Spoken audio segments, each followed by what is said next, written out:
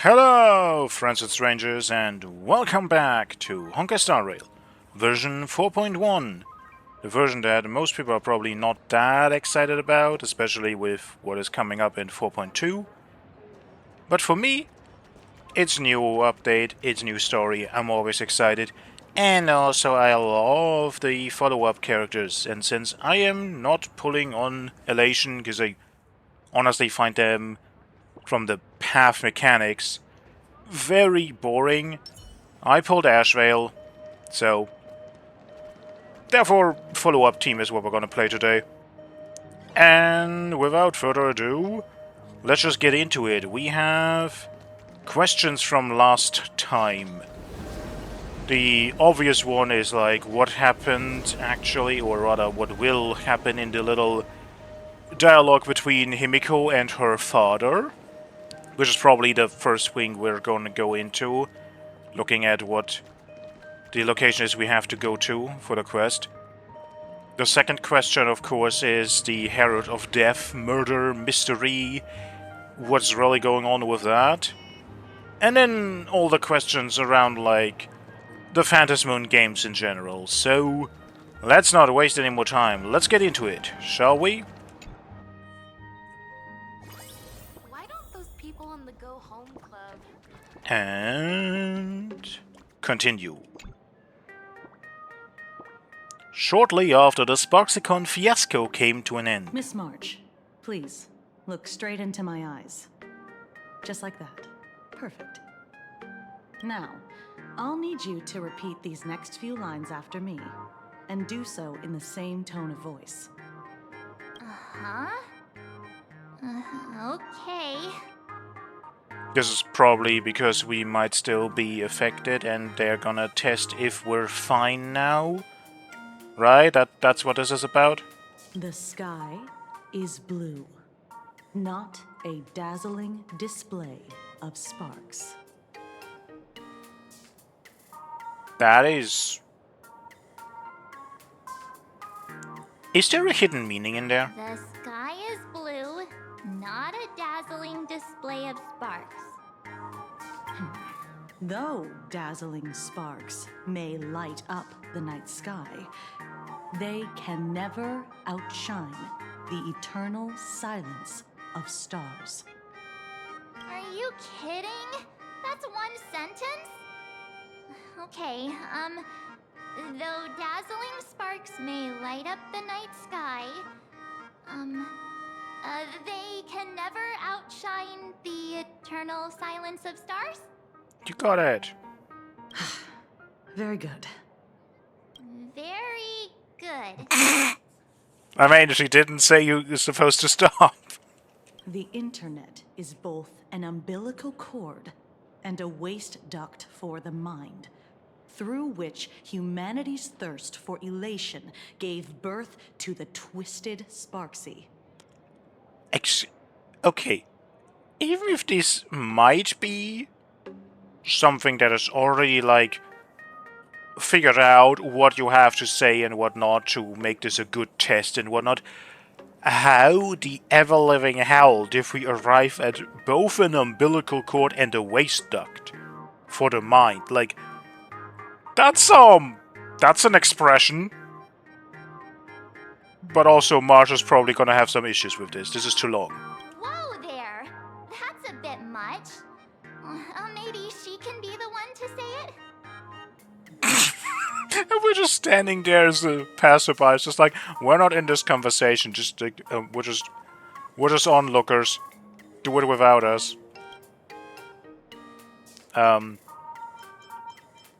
Yeah. Is this just a test to see if Sparksy's influence is gone? These are the test sentences I improvised according to the guidelines from the Human and Intellitron Emotional Baseline Test. Okay, there are guidelines, but these are improvised. That's still very weird.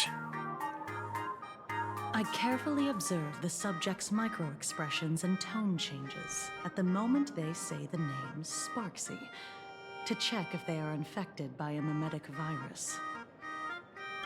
Also, do think the music is a tiny bit too loud and the voices sometimes are a tiny bit too low. pass the test, right? Given how fascinating your reaction was, I clearly don't need to worry about you. Should you find yourself experiencing any livestream addiction withdrawal symptoms later, feel free to contact the Department of Aberration Defense staff. We'll provide you with a series of corrective behavioral treatments. I mean, I guess this is what you need, but it sounds so, like... This sounds like they're throwing you into an insane asylum. You're handling this like a real pro, Miss Kuchiba. Has this kind of thing happened before? It's impossible to predict what will happen during the Phantasmoon Games. Once, a supplicant reversed the definitions of truth and lies, which nearly caused a massive civil unrest. But it only would last for the minute that they have the power, right? Actually, no. Well, after looking around and doing exploration on my own after the last story playthrough, I found actually multiple readables that talk about all the consequences of the winners of the Phantasmoon Games, and like the fact that parts of the planet are now in Eternal Night or Eternal Day and stuff. That is also kind of a just lasting impact from someone who won once, so maybe this would have very, very problematic long-term impact. Yeah, honestly, better not think about all the things that could be and just focus on the things that are, because otherwise, this is a nightmare. After that incident, we incorporated mimetic treatment into the Department of Aberration Defense's emergency safety protocols. Sparksy Khan didn't cause any casualties this time. But if your partner hadn't stopped Sparksy from spreading the virus, she might have turned into a calamity-level aberration. Calamity level? Like, on a planet like this where you have literal games with the powers of a god at stake, what do you define as a calamity? Without proper containment measures, a calamity-level aberration can destroy dozens of cities as it spreads. That's the scale we're talking about. Okay, that actually sounds reasonable. Like, in terms of what you would define as a calamity. Aberration, from readables, I already know that it's imaginae who have, like, gone out of control and turned into, like, well, monsters who run amok, pretty much. That's the Department of Aberration Defense's term for them. It usually refers to imaginae infused with wish power who have lost control and begun to run amok. Over time, though, it's become a label that gets slapped onto any hazardous entity.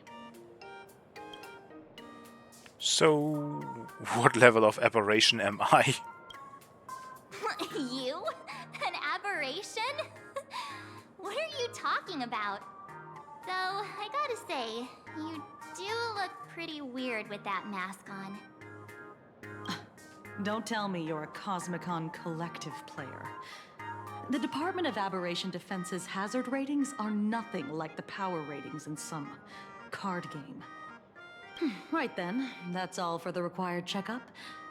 If you're interested in aberration calamity threat levels and how they're classified, you might want to take a look at this document.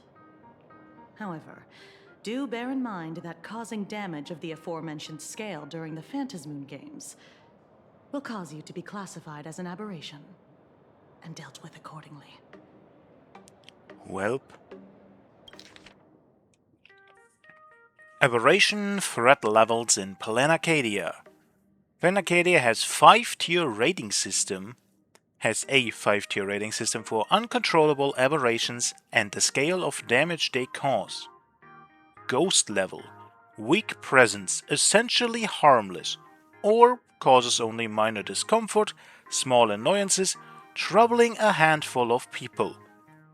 Typically, ideogenitive imaginae born from collective consciousness, such as villains from comics, panic-inducing objects spawned from rumors, animated smart appliances, ghosts with distorted cognition, can be subdued by civilian ghost-busting squads. Even if left alone, they won't escalate into complex mass disasters. That is still kind of weird that that's just a normal thing that you have, and be like, yeah, we just have civilian ghost hunters who deal with that potentially. I've said it before, but I love the lore in Star Rail. It's just, there's so many things that are just like, yeah, that is weird. Fiend level poses a clear and present danger, capable of harming dozens of people or causing structural damage, throwing multiple city blocks or an entire small town into chaos. Typically powerful imaginary that have accumulated massive wish power and spiraled out of control, such as unspeakable entities lurking in urban legends for ages, or vengeful manifestations born from collective trauma, say mass casualties caused by the Herald of Death. Oh. Is that a hint that the Herald of Death is not back, but maybe something lingering from back then?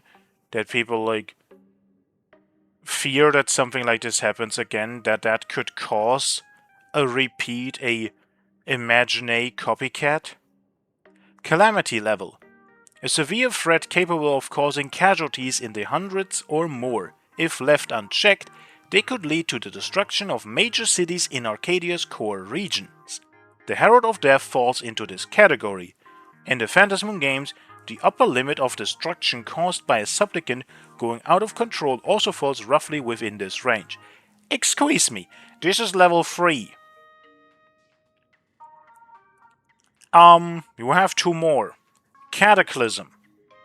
Catastrophic threat capable of crippling an entire continent, causing mass casualties and environmental upheaval. Reality warping abilities manifest.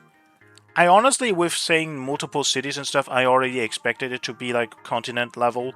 But okay, that's different. Good that we have this distinction. Apocalypse level.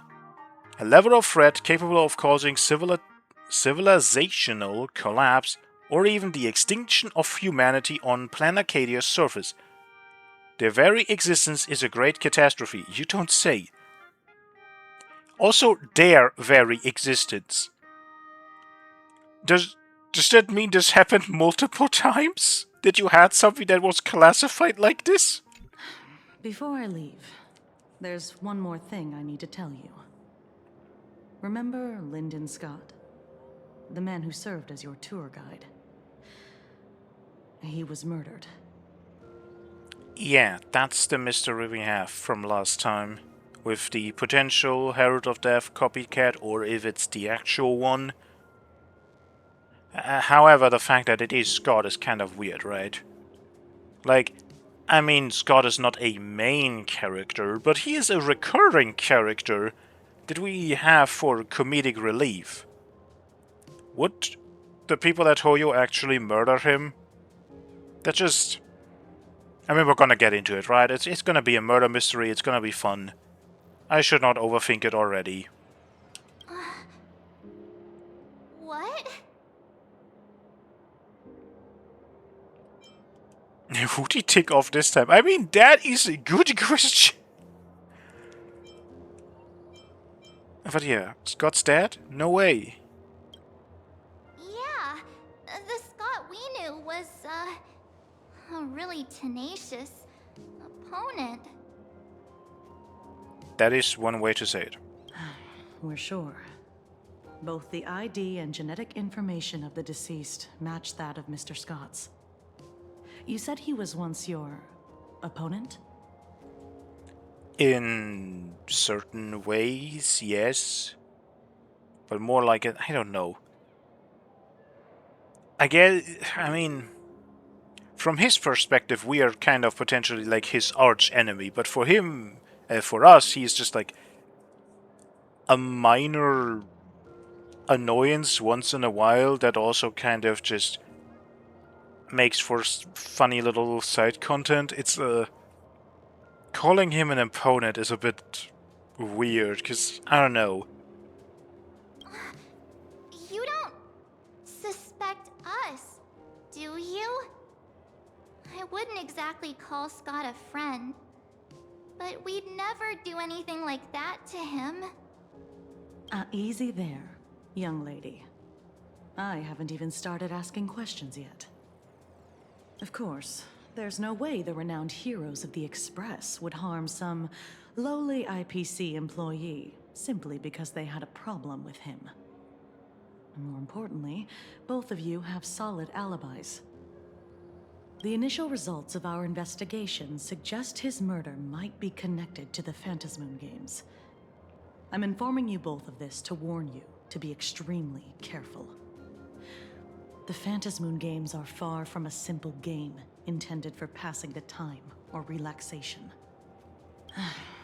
Anyway, I wish you success. Farewell. She did not mention that it might involve the Herald of Death. Which is something they probably don't want to talk about because they don't want to spread chaos and panic. Scott, could he actually... I just can't believe it.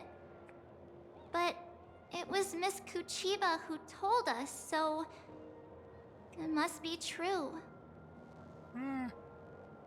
I mean, if it is actually her, and I mean we already know that it is kind of true. So, the Phantasmoon Games. Pretty frightening, huh? What's your take? That is my take. Yeah, I want to find out the truth. This whole thing feels very bizarre. I mean, again, the masks are just freely obtainable. Well, our mask comes from Evanesia, who just made one for us, which I still question how that actually works, and if therefore there's now an extra mask running around. And then you're supposed to somehow, like, make people happy or, like, have elation happen, right? You're supposed to cause elation. And the Herald of Death did it by murdering people, which is, like, completely, like, escalated to an absurd degree. Like, that is such a specific and also, like, completely ridiculous kind of quote-unquote elation that is also, again, very frightening, very evil, but it is something that very clearly shows us that these games don't really have a sense of morality. And the IPC wanting to take them over to literally trying to get certain people in and distribute some of the masks to people they trust so that they at the end will win exactly what they want. All of that, and at the end it's like 1 minute of godlike power, of just do whatever the hell you want. You have the power of a literal cosmic god at your fingertips. And that's kind of just the thing where I'm like, how does this entire thing keep continuing? And why is there still people who don't just jump at the idea of getting these masks potentially? Why are these masks not more protected if this is what is at stake? Like, who knows what the hell these people are gonna do? And the Aberration Defense, we see that they have countermeasures to be like, hey, this is a thing that happens, and the aftermath of it, we have like actual protocols to make sure that everything is fine again and whatnot. The one thing that Kushiba mentioned with like truth and lies reversed, like there is so much that can go wrong. There is so much just ridiculous things here where I'm like, how the hell is this a functioning system? How the hell has this not caused so much terrible things before? Like, it only takes one time, like the Herald of Death, to make something truly terrible happen. And at that point, you have to question, like, is continuing these games actually a good idea? But apparently they are being continued, and they're not really in any way, shape, or form regulated. Which I guess is part of the spirit of elation, but overall I find it all very bizarre, and I want to know, what is the bigger picture? What does Aha especially get out of this? Maybe it is just a laugh, but I don't believe that. So yeah, I want to find out the truth. Yeah. Even though Scott pops up now and then to give us a bit of trouble, I still feel bad about him dying so suddenly during the Phantom Moon games like this. And without even knowing why. If the killer is here for the Phantom Moon games, they might become our enemies soon. The Phantom Moon games.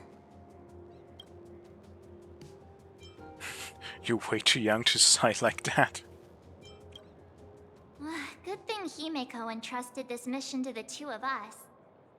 Who would have imagined that the Great March herself would be stopped at the doorstep in the very first round? And that's a good thing? Also, you bring up the biggest question of them all. What happened with Himiko and her supposed father? Forget it. I'm not like you. I was never hero material to begin with. Normally my hands can't even keep up with my brain when I play video games. You're definitely the right person for the Phantom Moon games. Thanks, Marge. It's just such a shame. We finally get a chance to vacation in Himeko's hometown. And I thought we'd make some happy memories together. But I mean, I would love to say that we can still have happy memories. I'll triumph in the Phantom Moon games in your stead. all right. But look, don't push yourself too hard, okay, you? Remember that we've got your back. Oh, right. Where are Himeko and Mr. Yang? They must be getting examined and interrogated too, right? Why don't you send Mr. Yang a message?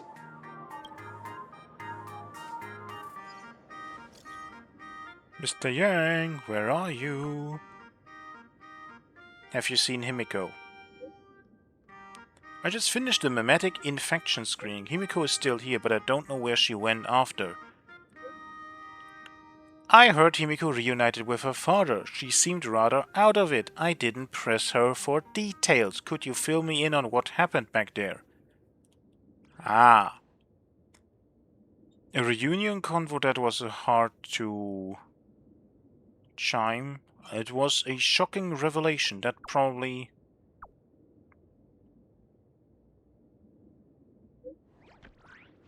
Yep, we're gonna read it once it's done, because... Being stuck between them both was so awkward and nerve-wracking. I could have excavated the entirety of the second Graphia campus the way my toes curled in such intense cringe. You guys really want to hear the whole story? Yes. We're all one big family on the Express. It's important to understand what our companions are going through. I'll be waiting for you in that classroom with that ghost you mentioned earlier. Come quickly. Mr. Yang said he wants to hear what happened between Himiko and her dad. I can't blame him for being curious. I really want to know too. Me too. Are we just gonna have to go there? We can just teleport, right?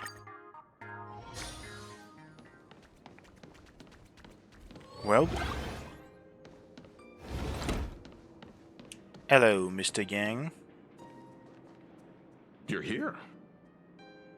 He has a voice! I don't have to try to do a Yang impression, which I never tried, because I can't. But thank you, I don't have to voice him. Himiko hasn't mentioned her father at all in the time since I've boarded. So, what is going on between them? As you were the only one with her at the time, you're the only one I can ask. Now, of course, obvious, it doesn't sound the same. I'm gonna be completely honest. there are definitely some voices that I get attached to, and sometimes it's difficult to hear someone else voice that. Yang... well, Yang never was a person like that, but he definitely had a very specific tone in how the lines were delivered, and yeah, this definitely doesn't feel like that. I don't think this is bad, but it is just very, very, very different. And it is directly, like, even in this first line, it is so clear that this is a different voice actor. Again, I don't mind this too much.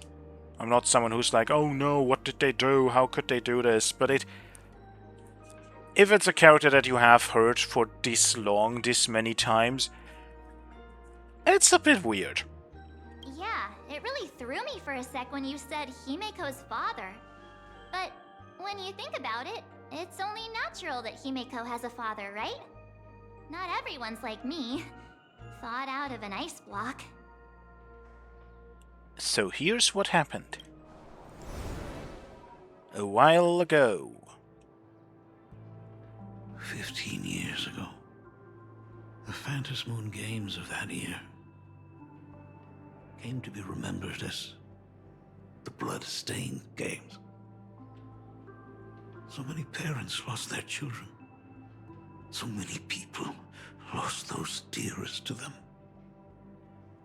One of the victims was my very own daughter. Upon my return, I stood before the grave where she was laid to rest. Her name was Himeko. So, this lady who bears her name, who exactly are you? 15 years ago, when I made up my mind to join this Phantom Moon Games, my father wasn't with me. Even as I fought for my life against the Herald of Death, my father was still off somewhere, wandering the cosmos. Strictly speaking, ever since I can remember, his presence in my life has been as thin as the air in space. So, I would ask you, who bears his name? Who exactly are you? Well. Look at you. What are you getting so worked up over? Just a joke. A joke. It's been 15 years after all. And you've grown into such a fine young lady. How could you expect your old man to recognize you right off the bat?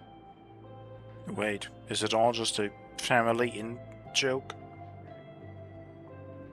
So, what's with that gravestone I saw with your name on it then? Okay, no, it's not just a very weird joke. There actually was a gravestone. Did she not want to know people what she would do?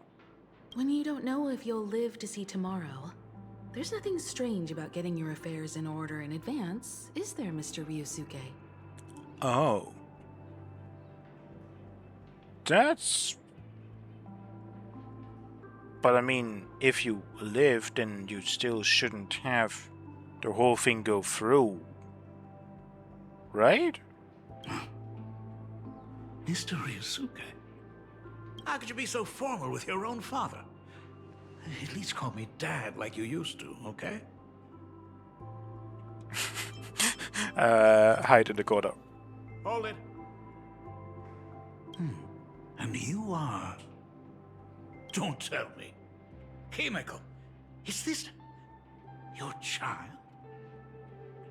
I mean, we are kind of a family on the Express, and from the way the characters interact, Himeko definitely is somewhat the mother of the Express, so, sure, metaphorically speaking, a little bit, yeah. Grandpa! Could you please stop making things worse? No. I haven't seen you in 15 years, and now I'm a grandfather. Wait, who's the father? That's enough! You are looking at my colleague. A new generation of Trailblazer. My friend and my companion on the Astral Express. Do you understand now, Father? You hear that? She called me father. Hello there, my friend. Sorry about that. I thought you were Himiko's daughter for a second there. I mean, probably that would have to be a person with red hair, no? Do you not watch the news at all? You must forgive me. I'm just an old-timer who's lost touch with the times. I'm a painter. Most of my work involves traveling to different segmenta to complete commissions for my clients. Himiko. I know I've let too many chances to spend time with you slip away. Just slip away? The first time we met was at Mother's funeral, when I was already 6 years old. Oh. So he is traveling all the time. Let's put that aside for now. Were you also too busy with work when I was suffering from a weathering curse? You might not believe me, but I've been running around for your sake all this time. All these years, I've been trapped in this room that represents the past that I imaginated. And I've never left it. Oh. You didn't know about me becoming the Express's navigator either? 15 years. The Express never stopped here once. You didn't even leave behind so much as a single word to indicate you were still alive. And the Department of Aberration Defense completely sealed off all records of what happened during those Phantom Moon games. I did hear many rumors about the Astral Express, though. I even saw the navigator's name. At first, I thought it was just someone else with the same name. And even when curiosity drove me to look up your picture, I still didn't dare believe that the woman so full of poise and grace was my daughter. She'd grown up safe, becoming a living legend in her own right. I thought about contacting the Express, but what if their navigator was just someone who happened to share the same name? I've been clinging to an absurd notion that if I never sought the answer, there was still a 50-50 chance my daughter was still alive. But if I found the answer, and it was no, then she would truly be dead. Rather living with a chance or blissful, like, lie to yourself than actually finding out the truth. That's... Oof. I mean, I guess it would be devastating, right? If you found out that...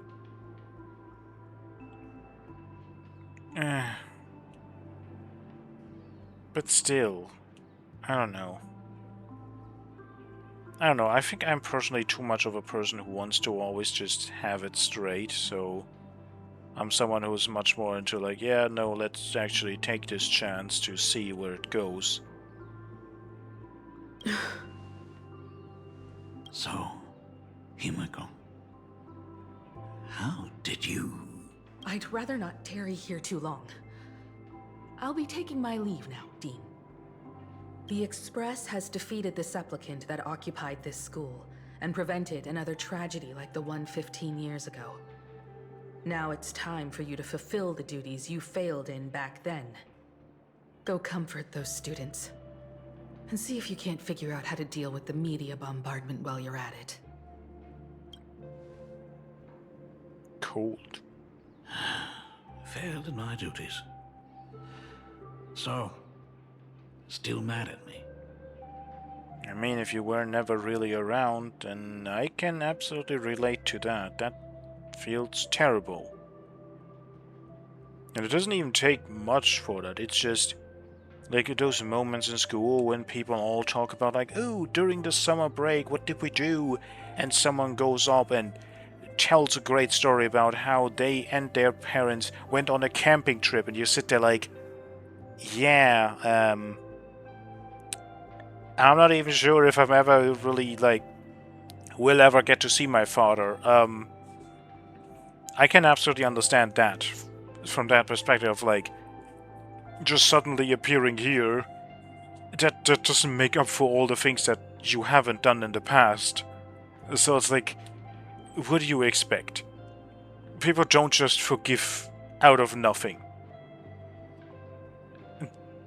You have to at least try to make things better. Can we talk? Sure. But I'm not sure if I can help you with your daughter. Sorry, kid. This might be a bit abrupt, but has Himiko ever mentioned her surname to you? Yeah, she hasn't even mentioned her homeland. I'm a failure of a father. I broke her heart. But what exactly happened 15 years ago? I can't believe it. She actually survived the Weathering Curse. Weathering Curse, what's that? Have you heard the tale of the legendary painter Graphia, who hid everything on this planet's surface within a scroll?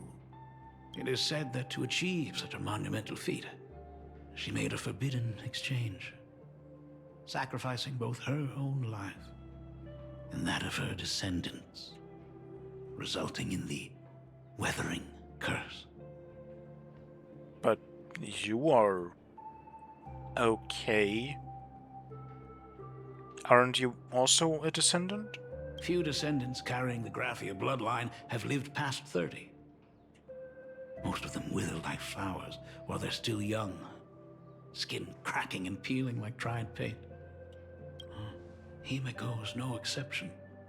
She was tormented by the curse for years.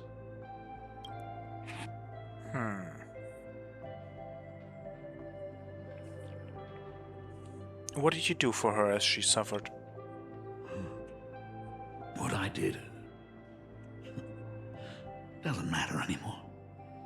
The Elixir Seekers' folk remedies, the Intelligentsia's guild treatments. I tried them all, but nothing could reverse the curse. All the time spent searching for cures only resulted in me not being by her side when she needed me the most.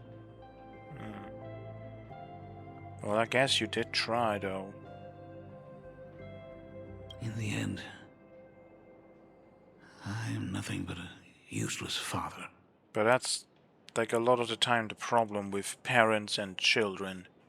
Children don't see the long life they still have ahead of them. They see the here and now. The fact that you are potentially trying to give them a better future in that moment doesn't matter to a child. The child just wants their parents to be there. It's a very interesting conflict of interest, because like, you can understand a parent trying to do better so that children can live a better life, but you can also understand that it is terrible for a child if their parents are never around, never really there for them, even though they provide so that they even can have a life to begin with. It's a matter of perspective, and that's where it completely clashes, because the perspective is completely different for the different parties involved. But yeah. So, you are appearing to be completely fine. What's up with that? I'm just a useless son-in-law who married into the family. Strictly speaking, I can't really be considered a Graphia descendant. Ah, you just happen to have the same hair color. She's safe and sound now, isn't that what matters? You're right. I just didn't realize it quickly enough. How she got through it, how she survived, none of that's important. What matters is that my daughter is back. That's all I need. If I may ask a small favor, would you mind showing me where my daughter works? Sure? I want to make up for all the care I failed to give her all those years. I want to get to know my daughter better. I mean, Truly a memorable father-daughter reunion. Brings up some memories of my own home as well. yeah, it's still weird, but I'm gonna stop mentioning that. There goes Mr. Yang with that knowing look again. Just what kind of parent-child relationship are we talking about anyway? When I was a child, my parents were also always busy with work and were unable to spare a moment for me. As a child, I couldn't help but feel resentful. Well, literally what I just talked about. It wasn't until I became a father myself that I understood how they felt when they were forced to sacrifice the time we could have spent together. So, did you already promise to give Mr. Ryusuke a tour of the Express? Yeah. Thought as much. After all, it's Himeko's dad. So, where is he? Ah, everyone's here. Sorry to keep you all waiting. I'm truly grateful to all of you for looking after my daughter. Not at all. She's the one who's been taking care of us. Would you all be so kind as to show me around? Well, let's go. So, this is the Astral Express. Really lives up to its reputation. It's even more impressive than I imagined.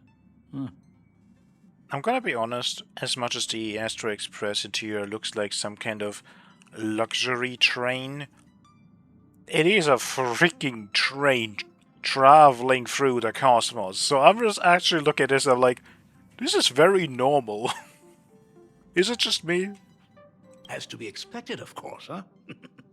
It's the place where my daughter works. By the way, what's the pay like for a navigator?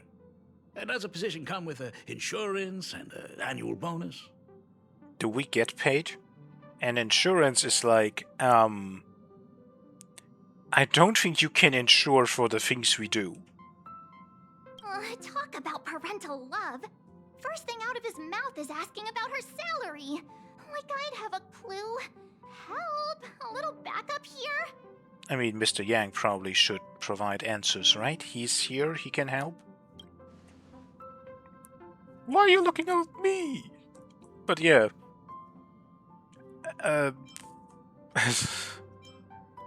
Yeah, I don't think we're getting, like, pay from someone, because we're not really employed. I guess we're self-employed as Nameless, but, like... Hey, that's not totally true. We get some spending money every time we stop somewhere.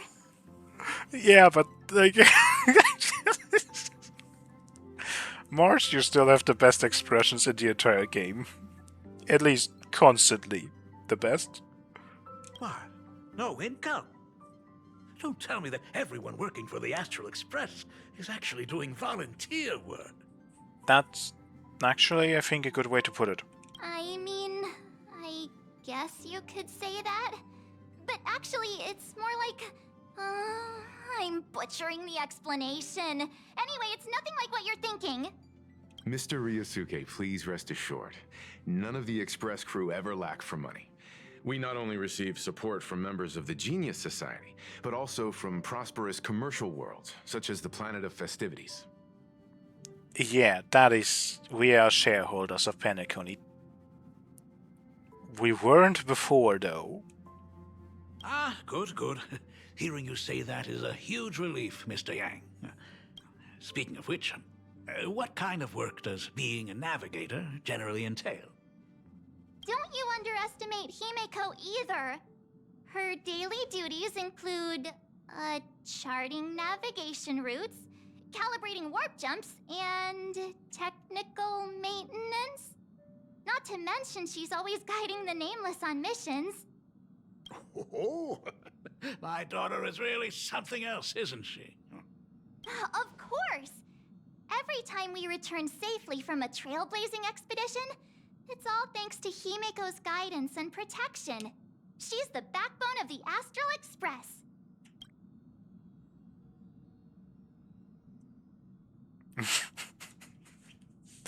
Oh, let me go tell Pom Pom what you just said. Hey, come on! You're just trying to stir up trouble. I mean, we are the baseball raccoons, so of course we are. If Himiko's the backbone of the Express, then our conductor is the absolute cutest and hardest working of all. Right, Pom Pom? Oh god, I still have the I still have the skin on. Oh? We got a new passenger? This makes the scene so much more funny. This gentleman does look kind of familiar. This is Ryosuke, Himiko's father. No wonder he felt so familiar. How are you, Mr. Ryusuke? Conductor? Oh. So you must be my daughter's superior, huh? Well, thank you for taking such good care of her all this time. Superior? That's way too formal. It's Himiko who's been taking care of the Express and everyone on it. He's... What is he doing on the Express? It's all my fault. I was just curious about your daily work, so I asked your colleagues to show me around. And I know I didn't ask your permission first. Just please don't be mad, Himiko. Mad? Why would I be mad? Mr. Ryusuke, welcome aboard the Astral Express. Is there anything else you'd like to see? I can show you around. Well, I guess they're trying. Well, I know you'd rather keep your distance from your good-for-nothing father. You're on a journey, and it's rude of me to barge in like this. But it's been way too long since we last saw each other. As your father, I want to get to know you better. Make up for all the time we've lost. At least while you're staying here. Please allow me to show you some of the fatherly care and devotion I owe you. Will you? Excuse me? Why don't the two of you go to the party car? Shush, get the drinks ready. Shush. All right. I'll go make some tea. That's just our domestic robot's name. Come on, Father. People are resting here. Let's not disturb them. Oh, and, come with us. Yeah, shouldn't we potentially not be there? Because, I mean, as much as you may not like him, as much as you do have some problems to work through, you should still kind of deal with that on your own, shouldn't you? I want to talk about the Phantom Moon Games, not just personal matters.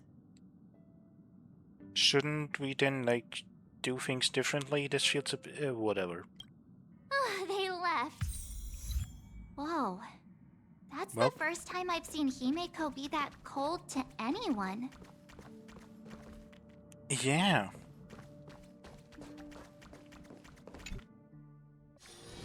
But again, somewhat understandable. What will it be today, Shush? What kind of interesting jokes are you gonna tell? When it comes to breaking the icy silence between a father and daughter, nothing's better than a cup of hot water. The person who drinks it will yelp, "Hot!" and be immediately met with a concerned, "How could you be so careless?" from the other party. And just like that, the conversation starts flowing. I mean, if you need an icebreaker like that, then, and that is the actual answer, I think we have bigger problems than getting the conversation started. Friendly reminder, that is not a joke, but a practical ice-breaking tip. Again, I don't think that we, whatever. Oh. Your robot is hilarious. I'm surprised how relaxing and comfy the work environment is here. Dot, dot, dot. Yeah, Got it. I'll make myself scarce.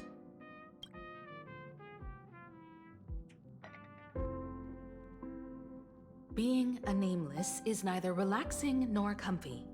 Most of the time, we are facing down Void Rangers from the Antimatter Legion, bugs left by the Swarm disaster, Borisin, and various organizations that are suspicious of the Express or have malicious intentions for us. That dangerous? Huh. Maybe this trip home is a great chance to quit your job, huh? but that's not what she wants. Talk about coincidence. Just so happens I'm getting on in years. And Graphia Academy is in need of a new dean.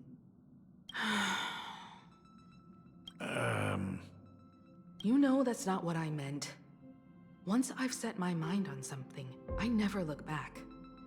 Ever since I was 6, when you told me those stories about traveling through the cosmos, I knew that someday I would walk among the stars. So even if you kind of resent him, he still did provide you with a dream you wanted to fulfill. And that has been with you all your life. Actually, I was just kidding. I'm not completely clueless about what the Express and what you do. Oh, right. Once I knew the Express was coming, I even bought that comic series that's based on your adventures. How accurate is it?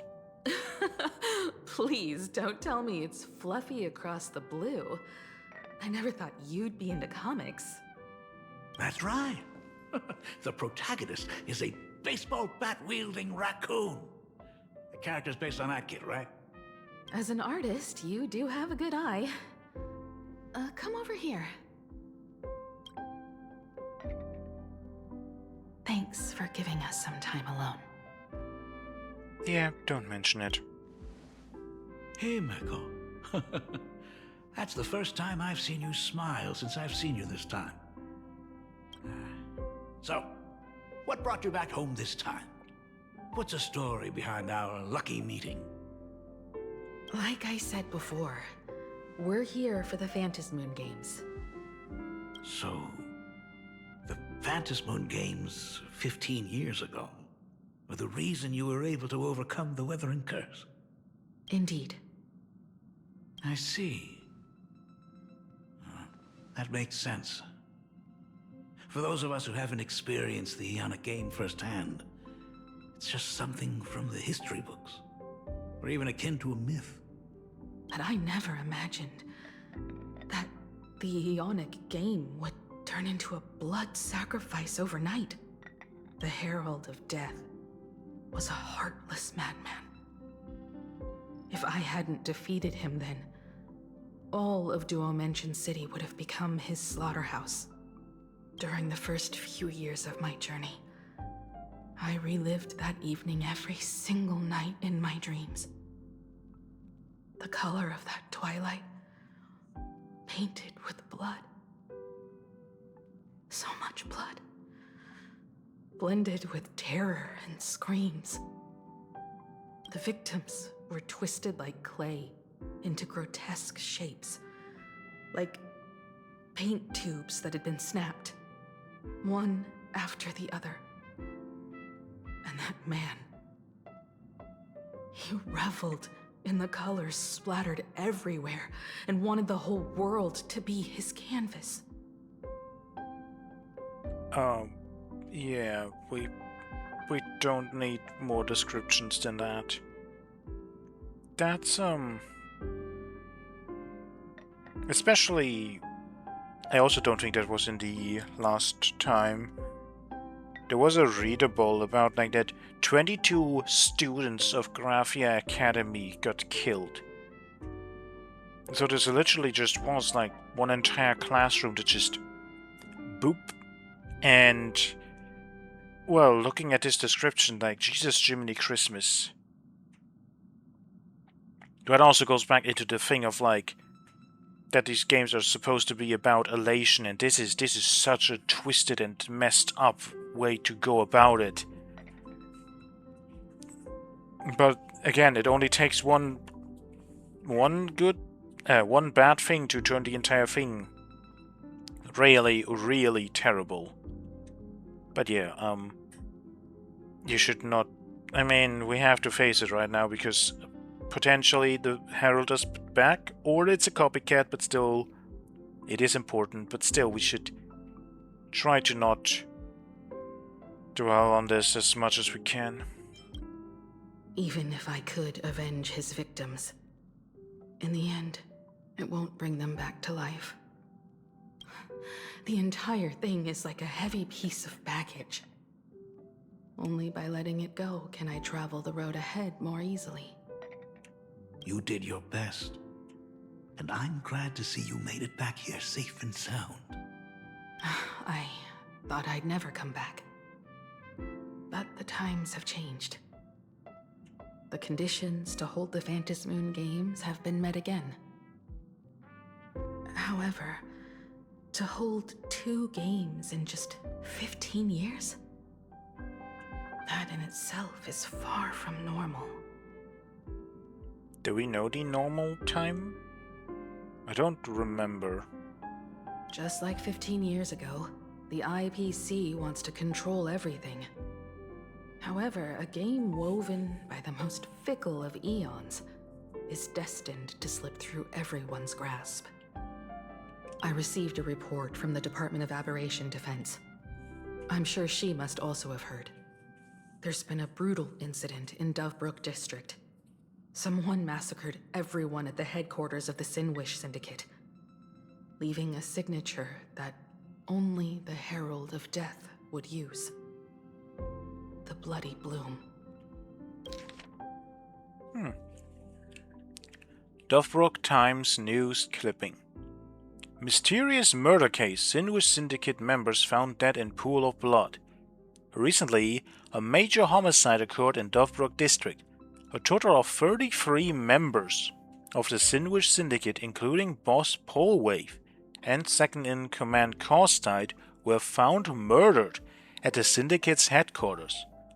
The Security Bureau suggests the case appears to be the result of a gang turf war. Okay, they're trying to potentially cover it up. They don't want to invoke the Herald of Death. They don't want to have fear and panic. Crime wave strikes, Dovebrook District crippled by fear. Regarding these incidents, some residents are applauding the news, claiming gang activity has been seriously disrupting daily life in Dovebrook District. However, the vast majority of residents are deeply concerned, since anyone could be the next victim until the case is closed. As of press time, foot traffic on Dovebrook streets has plummeted, with many shops reporting declining sales due to the impact of these cases.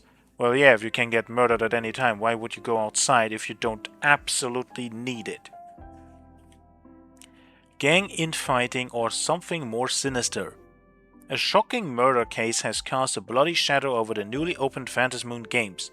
Various rumors have added a suspiciously mysterious touch to the incident. Word has it that the Sinwish Syndicate recently acquired a supplicant mask. Could this be connected to the massacre that wiped them out? An IPC worker also tragically perished in the incident. But why would an IPC employee be on Sinwish Syndicate turf in the first place? Regarding the above questions, I've already contacted the Security Bureau for clarification. The receptionist stated the case is still under investigation. Residents of Plain Arcadia are advised not to believe or spread rumors and to await further official announcements. Well... What? The Herald of Death is still alive?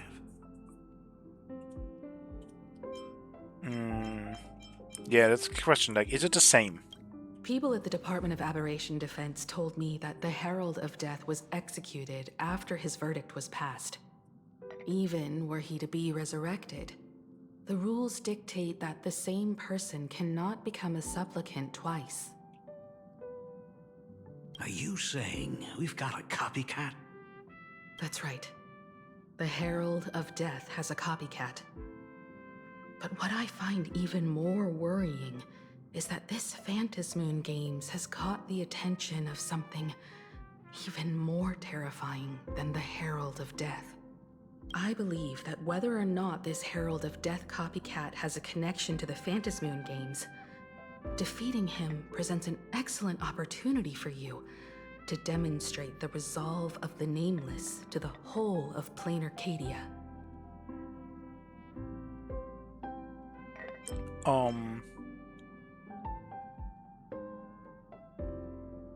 That's an interesting thing of like something even more terrifying, and then this is the next thing. You don't go into the direct thing that's more terrifying. But yeah, kind of just like you, Himiko. Exactly. As for you, Dad, have any clients commissioned you lately? It'd be best if you left this world for a while.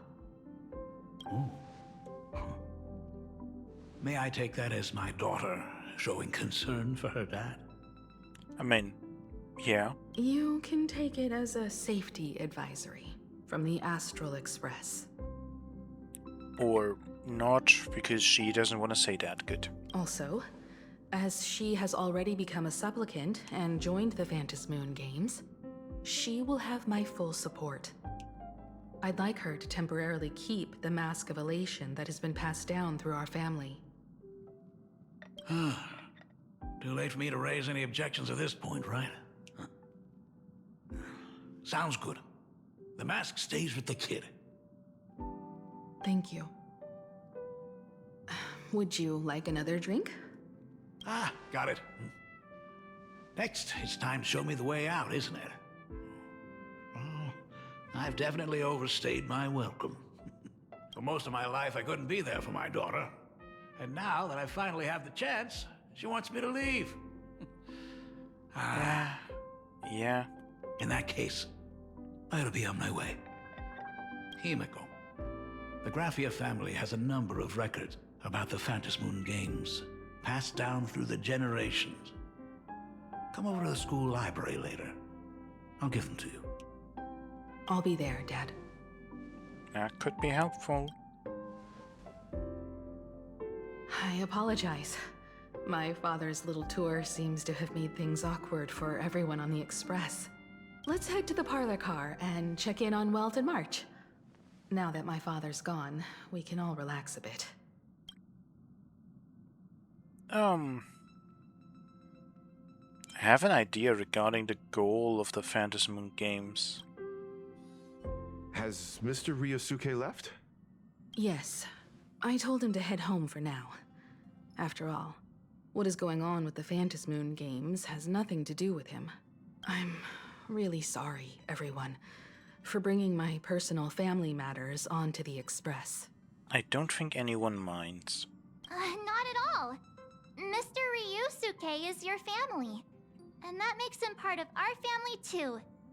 And the most important thing for family is to be together. So he's welcome to drop by anytime. Madame Pearl sent a message to the Express just now, inviting our supplicant to a meeting. She'll have a private car waiting for us. Ooh. Also, I think I understand why Welt sounds so weird. He sounds younger. That is the thing that makes it sound so weird. The old voice actor just had a much more like old and wise tone to it. Again, I don't want to harp on it, but yeah, meeting with Pearl, that's gonna be questionable politics probably, but also very interesting. Yes. The meeting won't be held in some stuffy formal reception room. She would like us to visit and tour the headquarters of a company under her name instead. Oh. Himiko, you know about Perlux Corp, right? Of course. It's the biggest entertainment conglomerate in plain Arcadia. Entertainment company? Someone's happy. That's right.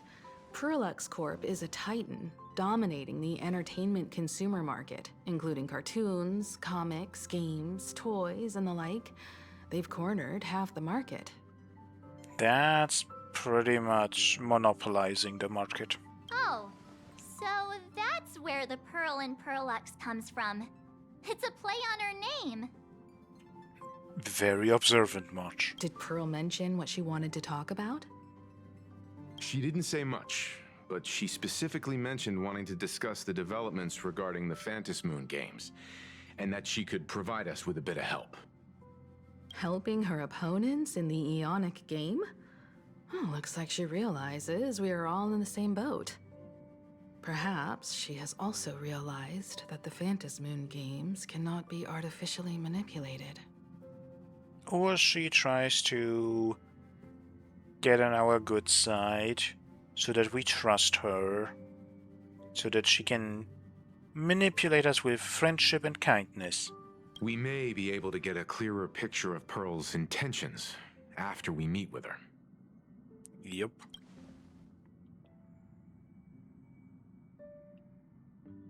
I mean, yeah, the second option definitely is the thing. Like, Trailblazer with an Intellitron. That's gonna be an interesting meeting. You know I'm not the best with words, right? Think about it. You've already crossed paths with key figures from numerous factions, and even built rapport with some. You're already a capable Nameless who can more than hold your own. In combat. But in just a talk or a discussion, I mean, it's not like Trailblazer is completely stupid, right? We have our moments. We're just not necessarily super focused on that most of the time. Though she holds a high administrative position on this planet, do not forget, she is also one of the 10 Stonehearts. You've already dealt with Aventurine on numerous occasions, so you should have ample experience handling members of the 10 Stonehearts. I don't think you can just compare Aventurine to the others, but sure. Hey, don't worry. If things do get messy, yours truly is here to save the day.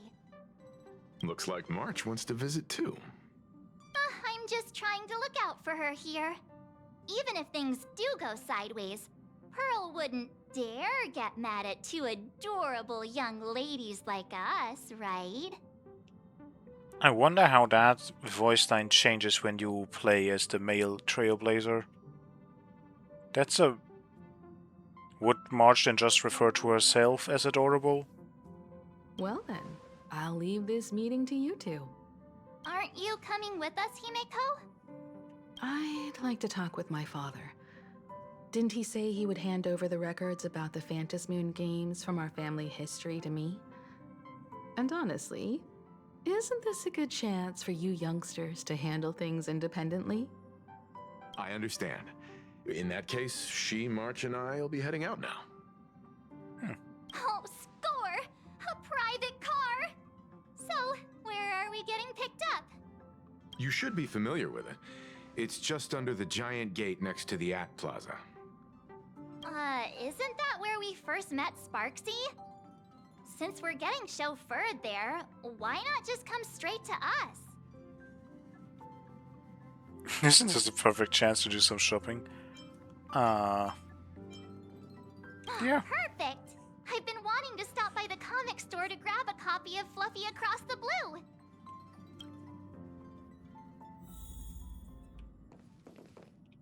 Well. Huh.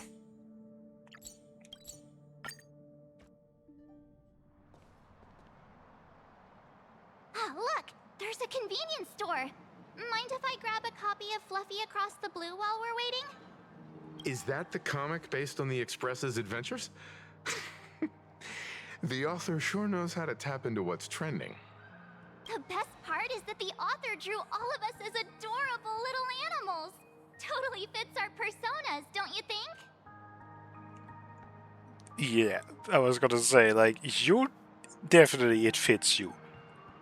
I'm not so sure if it fits necessarily every single person on the Express. Right back at ya, baseball raccoon. That one also fits. I was more thinking about like Dan Hang being a bit I don't think adorable little animal is what comes to mind. In fact, it was recently announced that the Fluffy is getting an animated adaptation, and the copyright for it is currently held by Pearlux Corp. It's a super memorable comic. No way can I miss getting a copy while I'm here. I promise I won't be long. A couple of minutes, tops. Looks like we got here on the early side. Since coming to this world, I still haven't had a chance to get a street-level view of the city. How about this? We'll meet up under the ad at the Plaza Gate in a few minutes. All right. Sounds like a plan. Might as well take a look around then. Yeah, I was gonna say, what are we gonna do? What Absolutely accidental... Insane. Did you see the post I shared? What are we gonna just accidentally walk in on? Hey, you hear the news? There was a supplicant battle at Graphia Academy. Yeah, I saw it. The online forums are already blowing up. The supplicant called Sparksy. How terrifying! Actually using live streams to spread mimetic viruses. Eons, that's just evil! I can't believe the Department of Aberration Defense is letting someone that dangerous run loose! Well, that's kind of their lore, isn't it? They have to. They can't interfere. I heard her livestream got permabanned. Good thing that Nameless from the Astral Express acted so quickly. I wonder what the next supplicant will do. It's super weird that the Mechatrons have, like, actual sounds when they walk. Because, like, so many things either just don't or are just not moving, and those things are just, like, you can hear them from so far away. That's... I mean, good sound design. It's just... not... other things in this game don't really have that. But yeah, what is the next one going to do? That's a good question. I mean, not all of them are gonna be evil. The new chapter of Fluffy Across the Blue? Blurry QR code is the go! Hey, there's Marge and she looks at us. Have you read the new chapter of Fluffy Across the Blue? Sorry, I'm not into comics for kids. They just released the official concept art for that giant pom-pom robot! Oh. That mech design is totally unrealistic. What's so great about it? Do you have the slightest clue how to talk to other people? Do you? Hey, relax. Now, if we were talking about a fusion between Daybreak Squadron and the Raccoon, that would totally get my attention. Wow! You are unbelievably childish! Well, some fandoms just don't Hello make sense. there. Would you like to learn more about the Research Society of Happy Smiles? Ugh. Is the weight of work and stress in your life crushing you? Check out the Research Society of Happy Smiles. No. That still sounds like a cult. So, this free? Rest assured, the only thing joining our Research Society will cost you is a bit of your precious time. We've set up a venue near Dovebrook, where we offer free psychological counseling and living assistance to all visitors. All our services are provided free of charge. I had a friend who passed away, and he'd mentioned you before. He told me that if I ever ran into trouble, the kind people at the Research Society would help me. I have a feeling he is doing investigations. He's just pretending to do this because this society is somehow involved in the murder case? Your friend passed away? How terribly sad. But the words he left you have illuminated your path in life.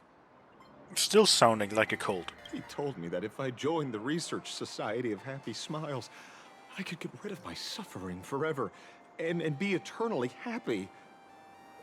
That true? Of course it's true. Just look at the society we live in.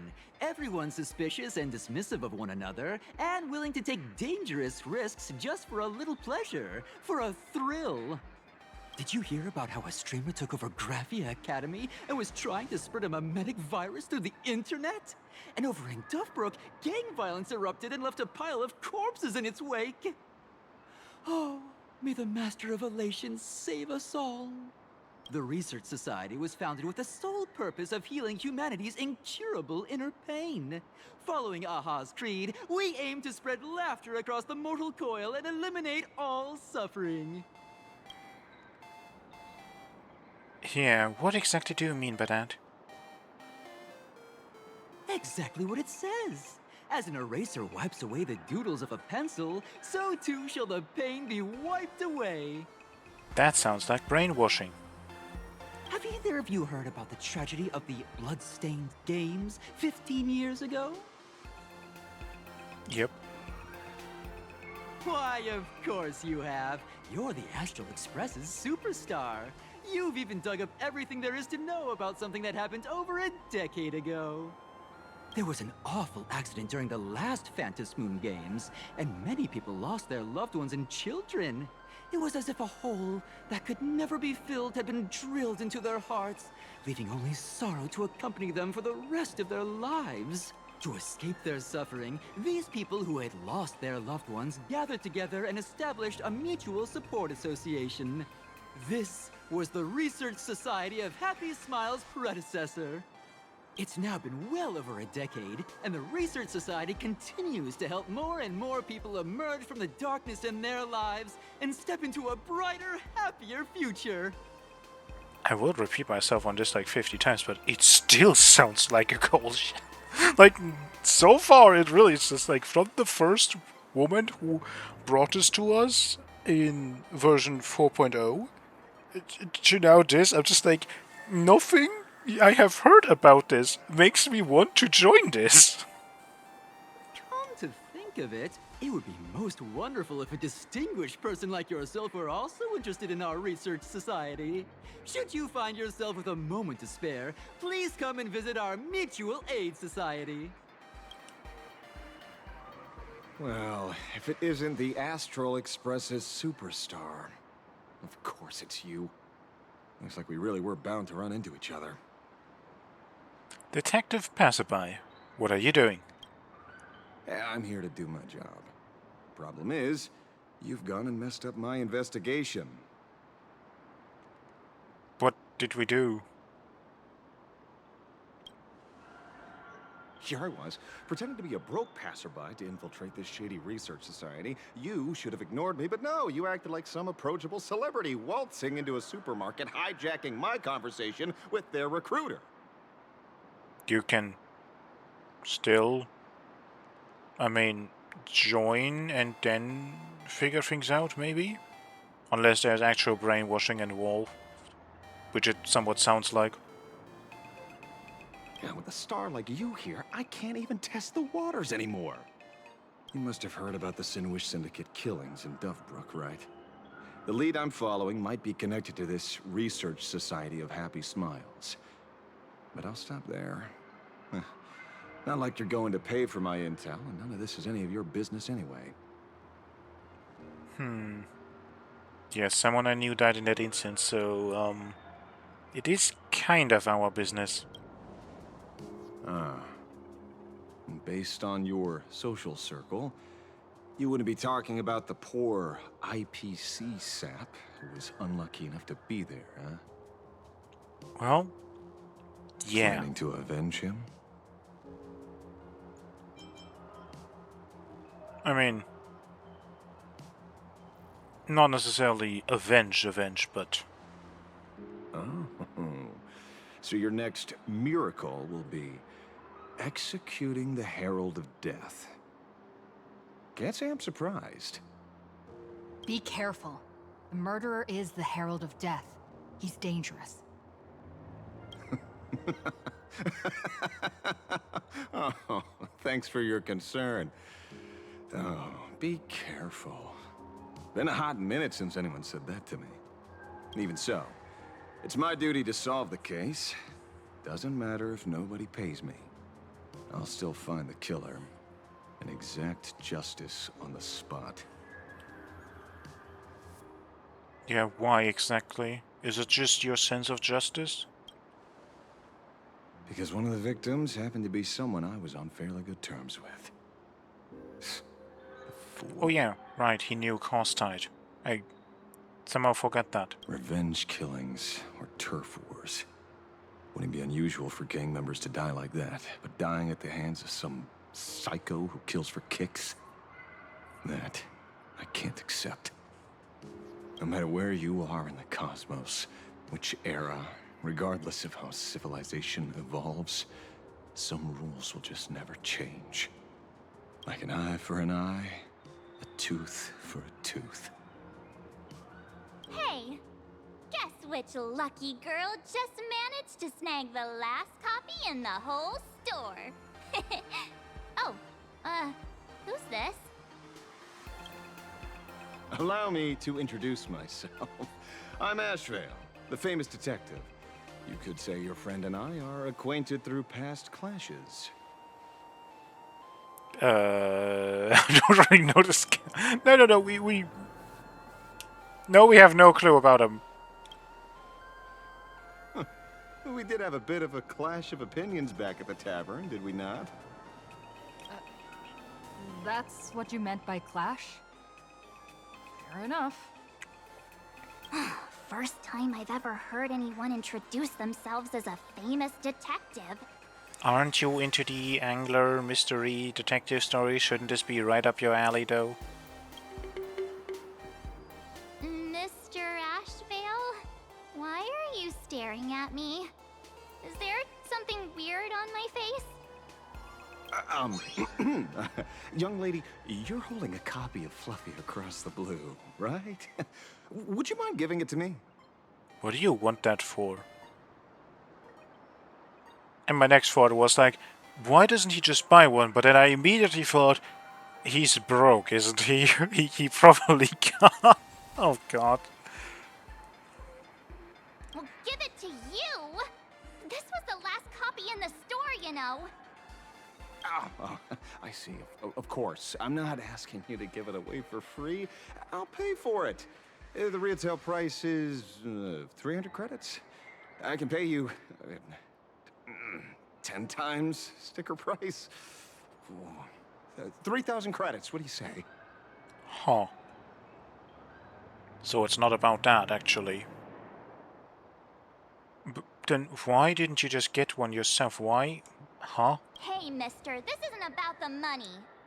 That also, but still, I'm just perplexed as to, like, why does he want it? Because it was the last one on the shelves. True. The last item in stock is like the final slice of cake on the plate. The last prey animal on the plains never fails to stir our urge to seize it before anyone else. So, 30,000 credits. How about that? That's my final offer. I'm not exactly rolling in money here. Yeah, that's like, why exactly? Truth is, I'm actually buying it for that foolish friend of mine. The one who died. Today is his farewell ceremony. I thought I'd buy him his favorite comic to pay my respects. Then you should have just been earlier. He'd always be rambling on about some raccoon with a baseball bat. And how the journey of the Express would never end, that kind of stuff. I heard those stories so many times, it felt like my ears were gonna fall off. I think Ashvale specifically is a bit quiet sometimes. But, after all that fuss, I completely missed the chance to buy it. Every store around here is sold out. Oh, that's enough. My poor little heart can't handle sob stories like that. Here, Mr. Ashvale, take the comic. Oh, thank you very much for the comic, young lady. Here's the 30,000 credits, as promised. Oh, I heard you're the real-life inspirations for the characters. Since you're here, Could I perhaps trouble you to sign it? Unbelievable. Aw.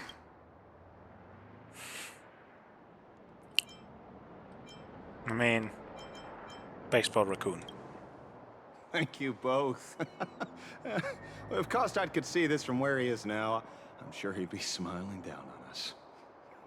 As a token of my gratitude, I'd like to give you a friendly word of caution, little girl. I know you plan to target the Herald of Death and cement your heroic image.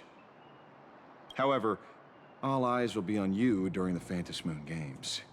On such a public stage, discretion would be wise. Because when the masses see your magnificent miracles and wield your extraordinary power, fear and jealousy could turn their wish power into wish you ill power at the drop of a hat. Forgive the expression, but you get what I mean. So, whatever plans you might have for this Herald of Death, why not leave the whole messy affair of revenge to someone who couldn't care less about winning or losing? Like me. Just like this comic, I'm dead set on getting him.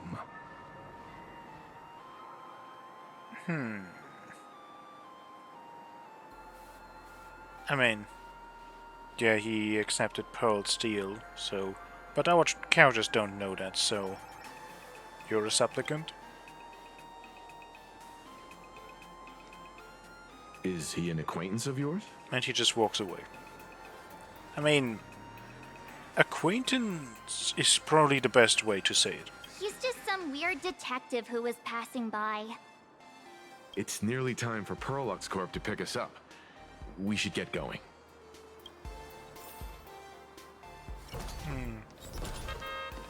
I'm very interested in Asheville, though. But I'm not gonna spout theories right now, because like this is literally the story where we're gonna find out a lot of it, so... Let's wait and see. Well, we're here. So where are they? I don't see anyone in IPC uniform. Yeah, maybe there's just something that happened that they're running late. Maybe they got stuck in traffic on their way over. Not this traffic. This seems very organized. Greetings, crew of the Astral Express. It is my honor to escort you on your visit to headquarters. Or they're not necessarily wearing an IPC uniform. Mechatron? I am guard number 100086, created by Perlux Corp, a security specialist from the business division. My designated human name is Faerun, said to derive from an ancient language meaning iron. It's a pleasure to be of service. How long have you been waiting? Please, do not concern yourselves with such things. My sole duty today is to ensure everyone reaches Perlux headquarters safely and happily. So, what are we waiting for? Let's go!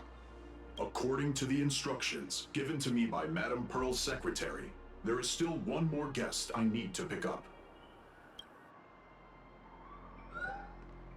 Well, now, how did I not see this coming? Looks like we're going the same way after all.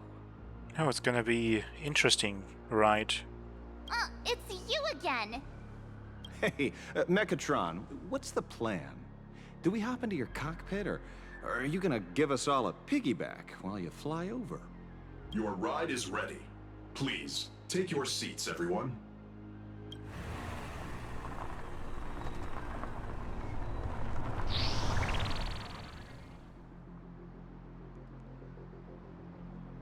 Why are we getting such a detailed look at a normal car with just fancy decoration?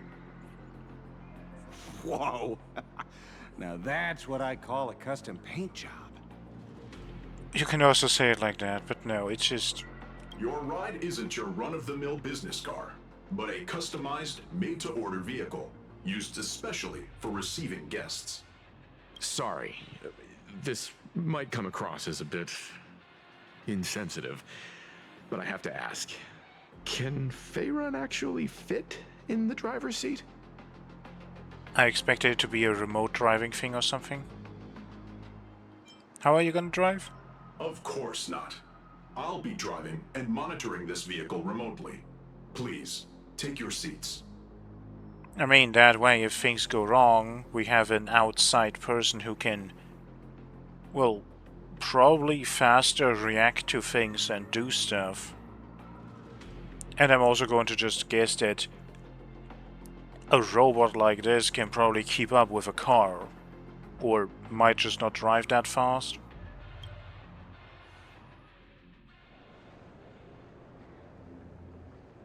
Oh, but we're not even gonna get the ride.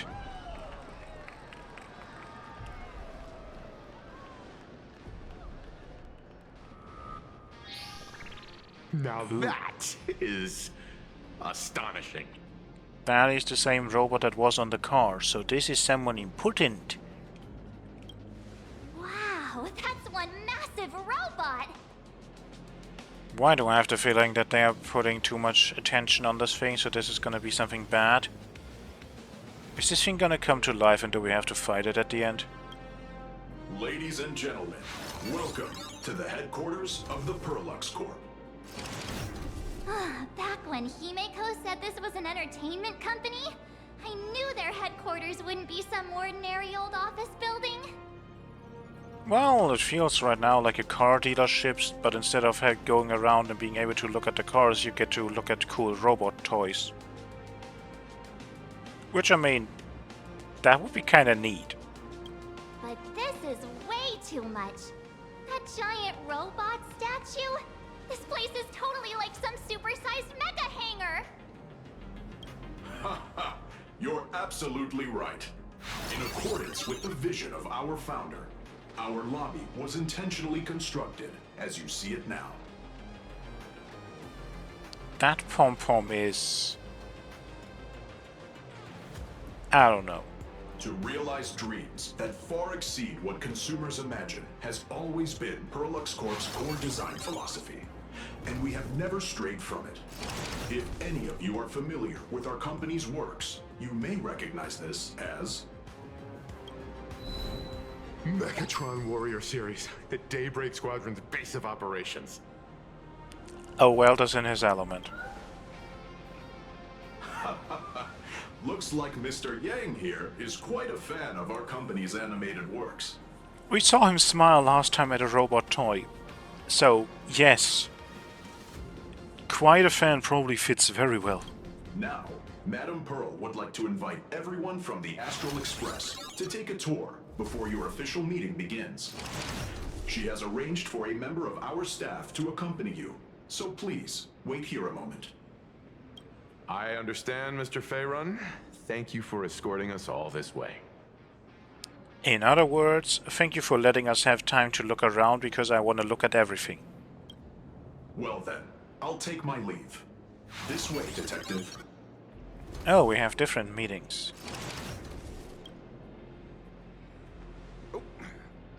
See you around, everyone.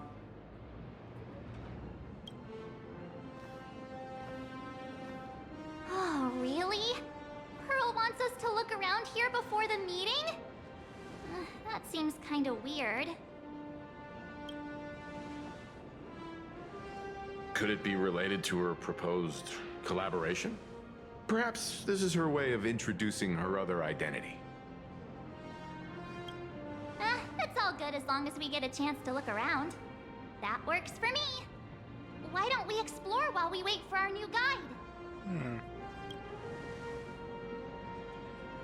Mr. Yeah. Yang! Over here, quick, come on! She could have just scheduled Looks it like differently. March's inner explorer has been awakened again. Let's not wander too far this time, shall we? Oh, we're gonna wander at least a little bit around. Because I mean, most of the exploration I'm gonna do in between. I'm not gonna... But I do want to take a look at some of these. Daddy's a Gatling. And this is just like a literal, like, build your own action figure, just that the action figure is gonna be a life-sized thing. That's, I mean, let's just be honest. Ooh, new enemy? We're not gonna fight them if we don't have to. Because that kind of takes away from the Alloy King Pom-Pom. If Pom-Pom's cleaning sets the standard at 100%, then the Alloy King Pom-Pom pushes the metric to 112%. As for where that extra 12% comes from, I wasn't fast enough. Best not to ask. No, that is the exact thing we need to ask. That is the exact thing that needs to be known. Alloy King Pom-Pom Co-Creation Project. We all know you Pom-Pom fans out there already fell for the Alloy King Pom-Pom during the preview livestream. But here at Perlux Entertainment, good enough isn't in our vocabulary. We're all about shattering expectations. That's why we have some big news. The Alloy King Pom-Pom Co-Creation Project is officially launching. With tons of modification ports and open access for everyone, your Alloy King Pom-Pom can be as unique as you are. Take a look at these 3 official designs and see what our beta testers have to say. Option 1. Alloy King Pom-Pom Chromatic Deluxe.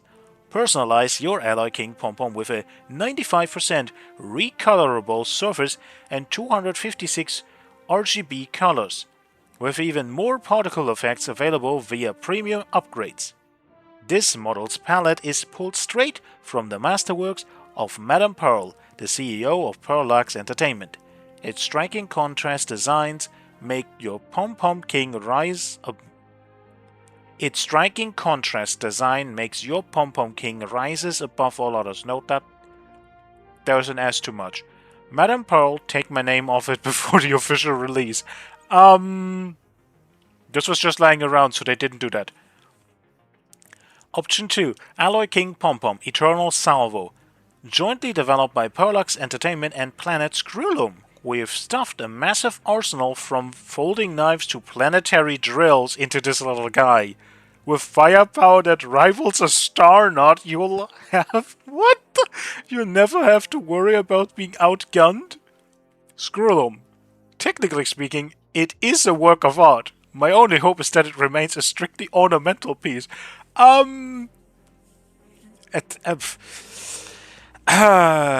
mean, I've seen the thing on the anomaly arbitration, so we know that it's not gonna stay that, but what the actual hell were you thinking?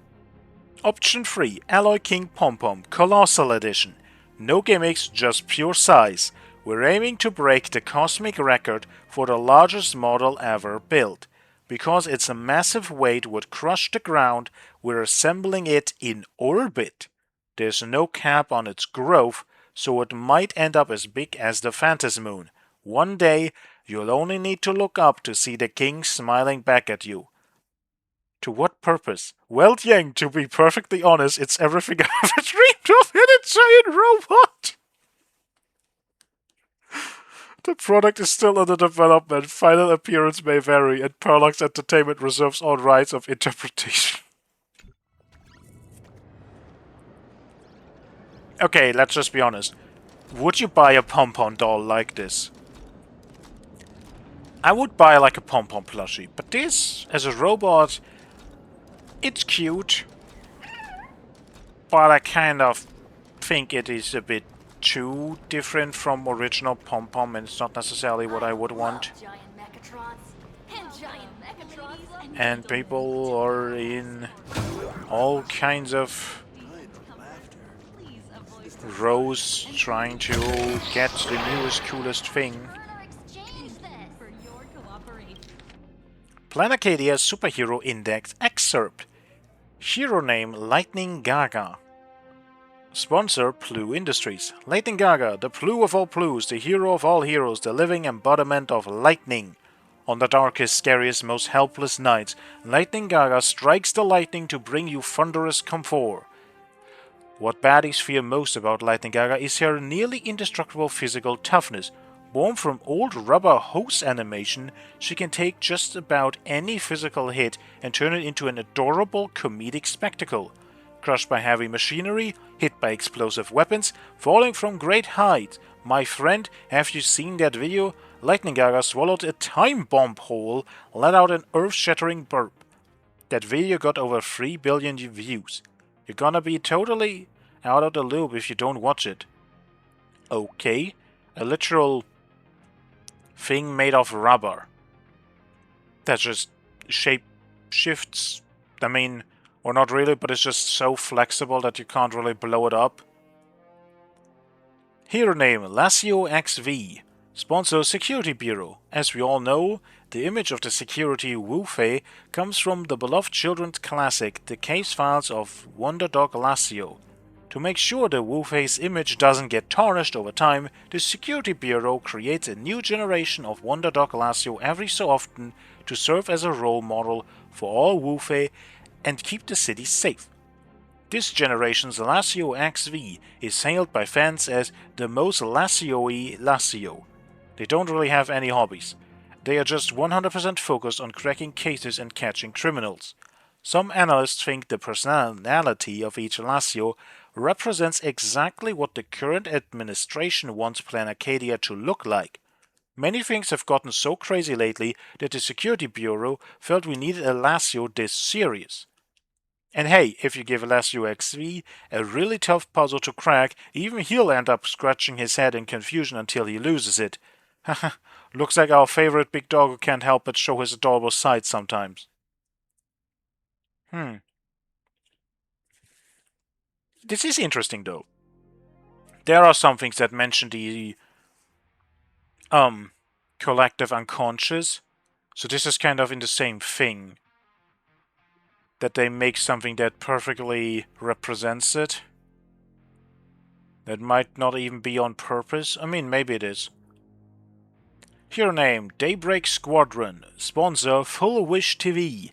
The Daybreak Squadron is a superhero team made up of 4 members: Blaze Weaver, Azure Wing, Dawnlands, and Cinderborn. They're not like those high-end mighty types in spandex or fancy tech armor who only care about world-ending crisis, but instead these are real grassroots superheroes who actually stick around to solve problems for everyday folks. The Daybreak Squadron might not be the strongest superheroes in terms of combat power, but hey, when's the last time you saw those other superheroes actually deigning to settle neighborhood disputes? Just check out Daybreak Squadron's spin-off reality shows, Azure Wings Help Out and Blaze for Me. This was what that one fan said before the Fluffy and the Blue comic store. Hero name Umbrella. Sponsor Dual Mention City Bar Association. If you subscribe to Villains Weekly, the underground magazine of Plan Arcadia, please turn yourself in to the nearest security bureau immediately. Wait, I mean check out their Most Dangerous Superheroes column. A regular on the top 5 most dangerous superheroes list for 3 years running, this ruthless character is none other than Lawyer Man Umbrella, who's neither a soldier nor a schemer. As the saying goes, when the Umbrella Man takes a case, the death penalty is the starting bit. This justice-driven lawyer has an exceptionally rich track record in criminal defense. In his eyes, the courtroom is both playground and hunting ground. If the perpetrator was a pitiful soul with understandable circumstances, he could get them released right there in the court despite their crime. But if they were a villain, despised by both mortals and gods alike, he'd dig up ironclad evidence from between the lines, even when none seemed to exist, and escort them straight to the gallows. If you're a good person who's been wronged, contact Umbrella immediately for legal assistance. But if you're one of the bad guys, oh trust me, running won't help. He'll show up at your doorstep with a court summons in hand. This guy is a literal just dude who has an umbrella for his head. You can actually find him. He is in a side quest for Cosmicon Collective, the card game, already in 4.0. So, interesting that we have this much backstory. So maybe we're gonna see him again and he's gonna have something maybe to do with what we're gonna do today with the case of the Herald of Death? Hero name Rosemare. Sponsor Orch Republic. Delicate and handsome. Not exactly what most Orch would call ideal, but Rosemare's sheer power and charisma won over the leaders of the Orc Republic, making him the superhero representing the entire Orc species. Rosemare was born weaker than other Orcs. To toughen up, he searched high and low for a way to strengthen his body. Eventually, his perseverance paid off. Under the guidance of a Yu merchant, he learned a set of Yuchue aerobics. It's Yuchue. God change your names. In reality, Yuchue aerobics is nothing more than a simple workout routine for staying in shape, but Rosemare has an exceptional talent for martial arts, and in his hands, this humble aerobics routine has evolved into a unique combat style that's equal parts graceful and deadly. Sure, some netizens grumble about Rosemare's boyfriend material shtick, but memes aside, who wouldn't want to catch a full combo of lethal leg kicks, crossover chokehold, deathly crunches, and quad lacerator deluxe when they're being naughty? Well, I'm not interested anyway. That went into a different direction than I expected. Okay. Hero name, Montfield. Sponsor, Magical Girl Troop. The Magical Girl Troop has a long-standing policy. They don't sponsor superheroes. After all, they're the ones keeping order in the city themselves. However, in recent years, the troop's higher-ups determined that legal education for minors has a remarkably positive impact on public safety. Oh, who would have thought that? And thus the magical girl Montfield was born to deliver legal awareness lectures to the masses. Montfield is a kind yet resilient magical girl with over a decade of frontline combat experience and an equally long track record in education. Though she's long past the typical service limit for a magic girl, she continues to fight tirelessly to protect the next generation of Planet Acadia. She personally wrote, composed, and performed her own hero theme song, a song that'll make you happy. The tune became a hit among elementary and middle schoolers across the Arcadia, bringing every kid the strength of happiness. Here named Furley, sponsor for Bobo Weekly. On the outside, a reporter who doesn't want to clock in. Deep down inside, a superhero who really doesn't want to clock in. That's for Bobo Weekly's rising hero, Furley. Only weeks after its debut, it has become famous throughout the planet Arcadia for its listless attitude and formidable combat power. While many wish to bestow a fitting hero name upon it, such as Reporter Ranger, Furley remains indifferent to fame, stating, "Naming is too much trouble, best to forget it." Recently, a child presented Furley with a special gift, a cloak illustrated with all the enemies it has defeated. Now, whenever Furley goes on duty as a hero, it dons this cloak covered in kill records, striking fear into the hearts of Plain Arcadia's villains. Yet, despite all this, its ultimate dreams remains the same: retirement. I'm interested in how many of these we're gonna actually see. And yeah, this was something that we got to look at. Nameless Wisbase, star of heroism. All existence is a march toward death. Even long-alive species can die from accidents. Given infinite time, the probability of this happening is 100%. Well, yeah. Thus, from a long-term view, we're all dead. Yeah. That is Sam. Or in other words, that is a member of the freaking Glumov Iron Cavalry. Ladies and gentlemen, feast your eyes on our company's latest masterpiece, the Stellar Hunter Sam statue. Faithfully recreated at 1:1 scale from HD footage, it's guaranteed to be 100 times more sinister than Sam themselves. Okay, cool, but why does it have a battle-worn finish? Because that's probably the footage they had to work with. Obviously, it's because the Stellar Hunters stand no chance against the crushing might of the Strategic Investment Department's righteous iron fist. Yeah, you guys wanted criminal models too? In last quarter's new project poll, we found that the Stellar Hunters enjoy quite the popularity across the cosmos. Given such vocal demand from the market, we naturally have to preserve the collective will of our consumers.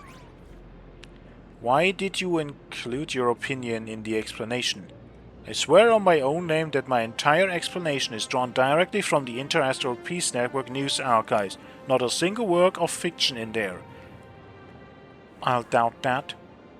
You can well imagine how the IPC reports spin it. Time and again, they heroically thwart the Stellaron Hunter's sinister schemes. Isn't it a violation of their right of publicity? To clarify, there are 2 points to address. Firstly, this is not a depiction of the actual Stellar Hunter, but a fictional character from Daybreak Squadron vs. Sam. Which then the question would be for that, wouldn't it? Secondly, if the individual in question takes issue with the alleged infringements, they are perfectly at liberty to lodge a complaint against us in the halls of Pierpoint's judiciary, in person, of course.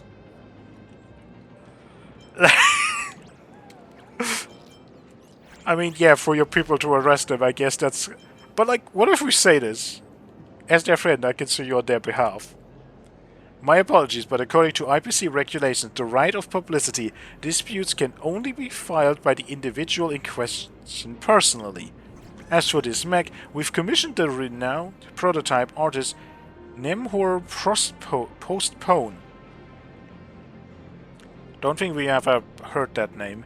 To produce a scale model collectible. It is now available for pre-order. Order now and you'll have it before the next Ember Era. Okay, you just made a Sam model. Welcome, ladies and gentlemen, to Pearl. I mean, I guess a lot of people would want something like that, right? Even in real life. Who wouldn't want a life-size cool mecha statue? Nameless Wispy, Star of Wisdom. I'm exposed? Wonderful. Finally, someone's here to get me off the hook. To be forgotten is a deeper wound than to be opposed. Opposition at least grants you a battlefield. Okay, yeah, I would kind of agree with that. Being forgotten is probably one of the worst things that can happen to you. Okay, Marge, I've looked around. There is nothing too interesting. Isn't this your favorite giant robot?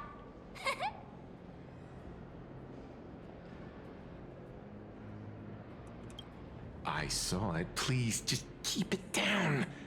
We're here as their guests. We should be careful about what sort of impression we leave.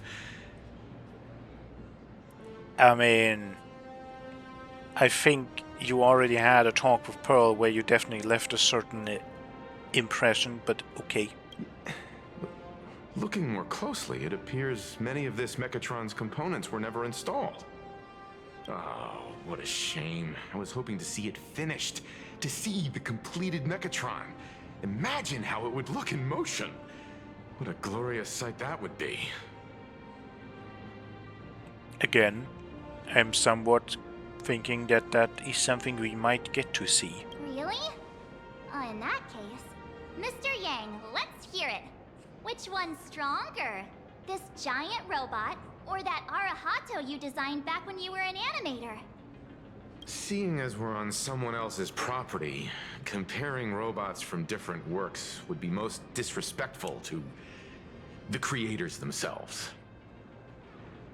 I mean,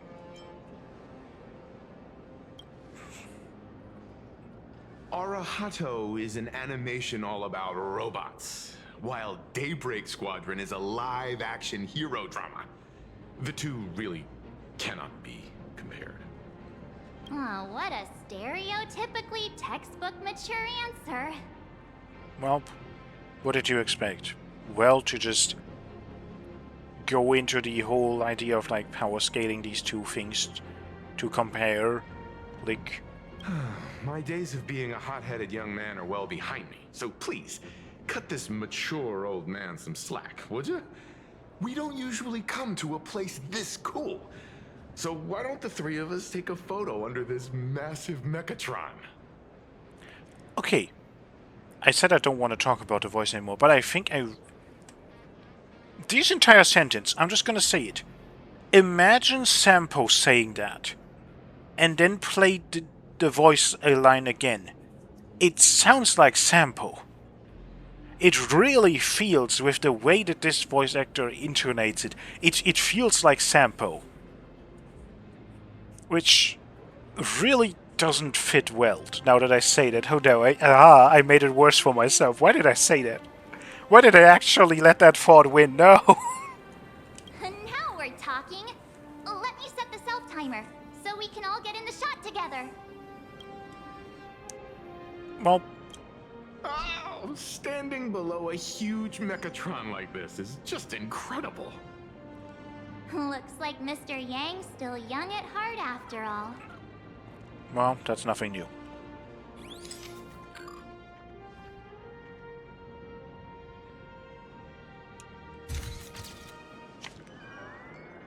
Oh, hello there.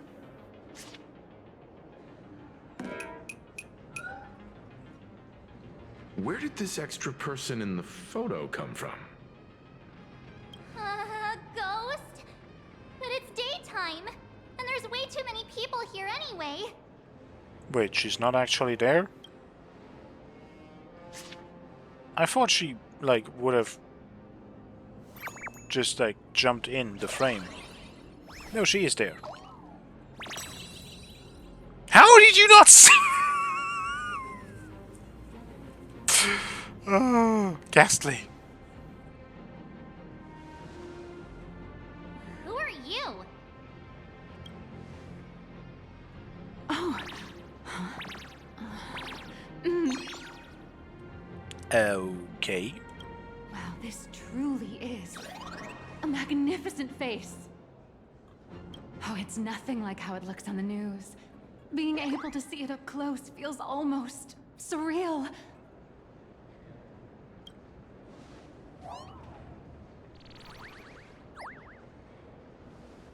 Am I too close? Oh, sorry, my bad. I'm not great with personal space. You're also not great with other boundaries. Why did you put your... Why did you look at our camera?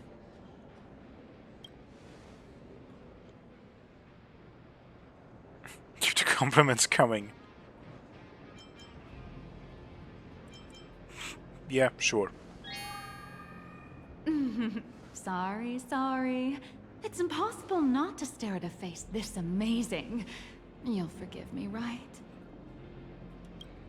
Oh, right, I forgot to show you my ID. Right, here we are. I'm Nihilux, and I work at Parallax Corp's Imagenesis Technology Department. I'm a P-30 agent who works for the IPC. Huh. Isn't she also the president of Phobobocom before us?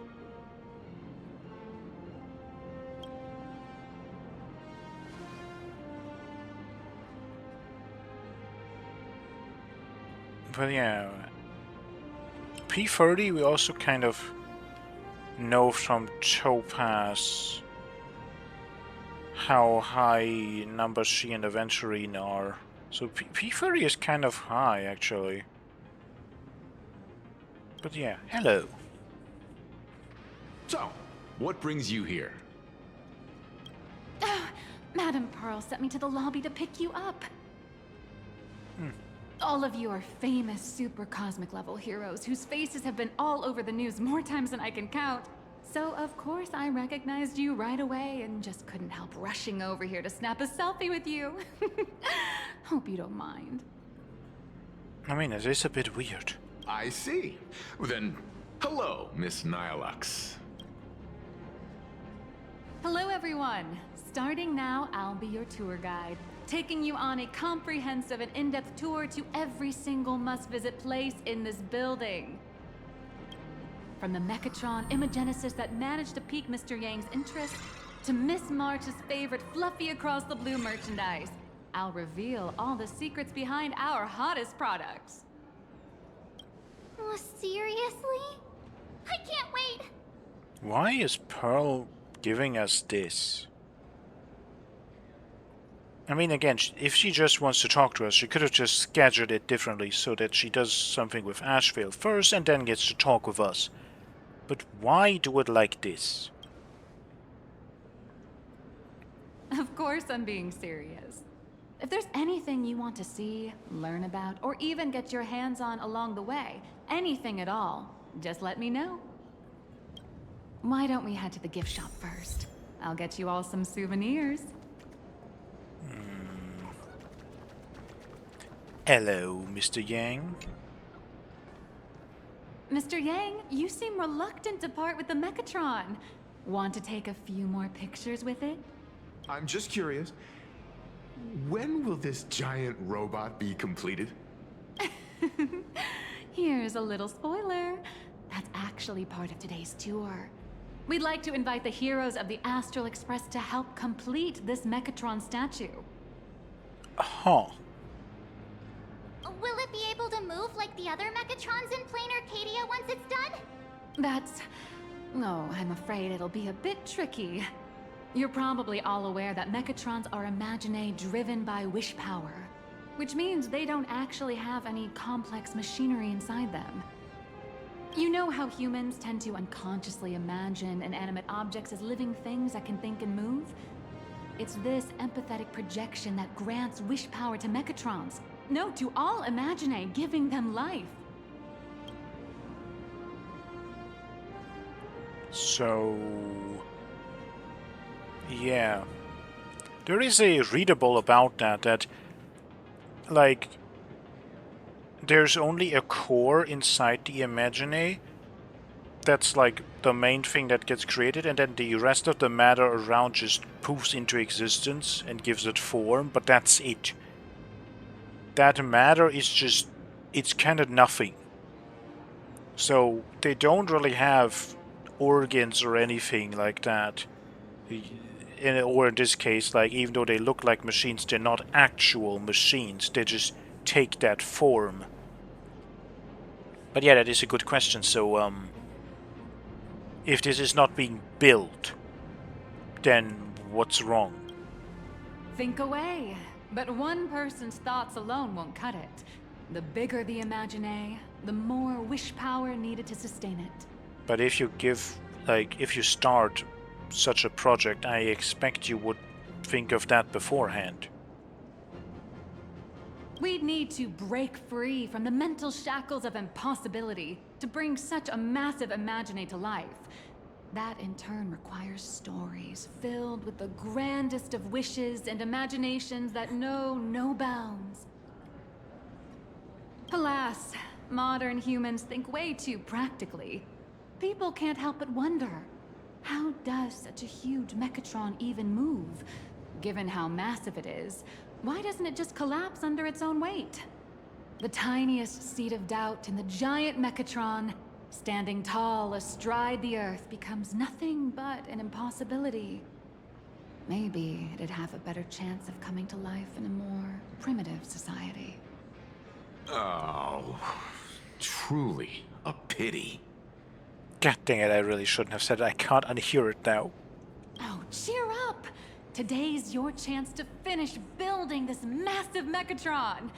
Think of how many robot enthusiasts would kill for this kind of opportunity.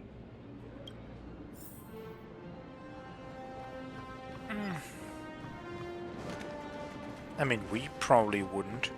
Where steel meets madness and battle meets honor. Transrobot. Oh. Film that sparked a mech craze for the entire generation, yet with that is too fast. Do I want to read it? Film that sparked a craze for the entire generation, yet with interest to peace entertainment, milking the franchise dry. The protagonist Oaks has died and been resurrected multiple times across countless parallel worlds. Okay. There's a saying that goes, dreams of wealth, the heart of a hero, and countless efforts all lead to Perlux Corp. I just now really took a look at this, and this is Optimus Prime and Megatron, isn't it? Or at least, like, very inspired / very clearly color coded to represent those two. Whether you're a kid or an adult, everyone has their own sweet dreams. Becoming a hero who saves the world from evil forces. Merging with a giant Mechatron to unleash awesome ultimate moves. Yeah! Perlux Corp sells these dreams and makes a killing off of them. If I could have everyone's attention, you can buy models of Perlux Corp's Mechatrons in this area. Among them is the best-selling Daybreak Squadron series. Wow, look at this. It's so intricate.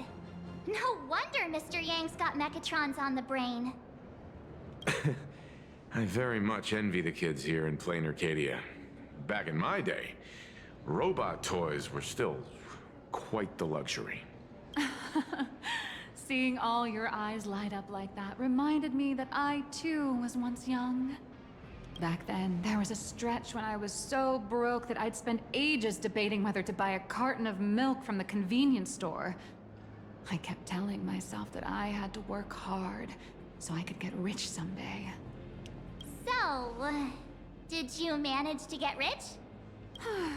After years of hard work and hustling, at the very least, I'm no longer young. March. Perfect expression. Oh, you're both young and beautiful. Oh, aren't you the sweetest? But I do have my secret to staying young. Okay, not ominous at all. That is, lying about your actual age. Keep that in mind, just in case. Now, back to the grind. I mean, that works. I wouldn't call it striking it rich, but I'm pretty close to making a sweet little profit. Oh, don't keep us in suspense, Miss Nihilux. Just spill the beans. Pretty please. Are you gonna ask every single person to do that? Like, some things are supposed to not be told to everyone. You might not believe this, but I have some friends who've been trying to create a decentralized digital currency to fight against the IPC's credit system. Are these people from Punk Lord? That's right. These people are from the Nomadic Miners faction. They've discovered a way to hijack Noose's computing power for mining, and are digging up a limited supply of learned coins. And I have gone all in with everything I got on this project. Cosmic cryptocurrency, I guess. That's, probably not the best idea. I feel like this is a very risky way of doing things. Yeah. Life's full of ups and downs, right? The higher the risk, the bigger the reward. Or the fall. There's always the other side. It doesn't always have to work out. Now, by the same logic, it also doesn't always have to fail, so... You know. Okay, let's look at pom-pom dancing. Hey, wait. This isn't right. Isn't this pom-pom? Oh, wow! Oh, that's some really fine craftsmanship. I agree. It just kind of doesn't fit little fluffy pom-pom. This is a toy model of Alloy King Pom-Pom, which hasn't been officially released to the market yet. But just you wait. You'll see even cooler toys coming up later. Are you sure there's no copyright issue with this thing? Actually, this is Pom-Pom from Fluffy Across the Blue, which is totally unrelated to the Pom-Pom from Astral Express. I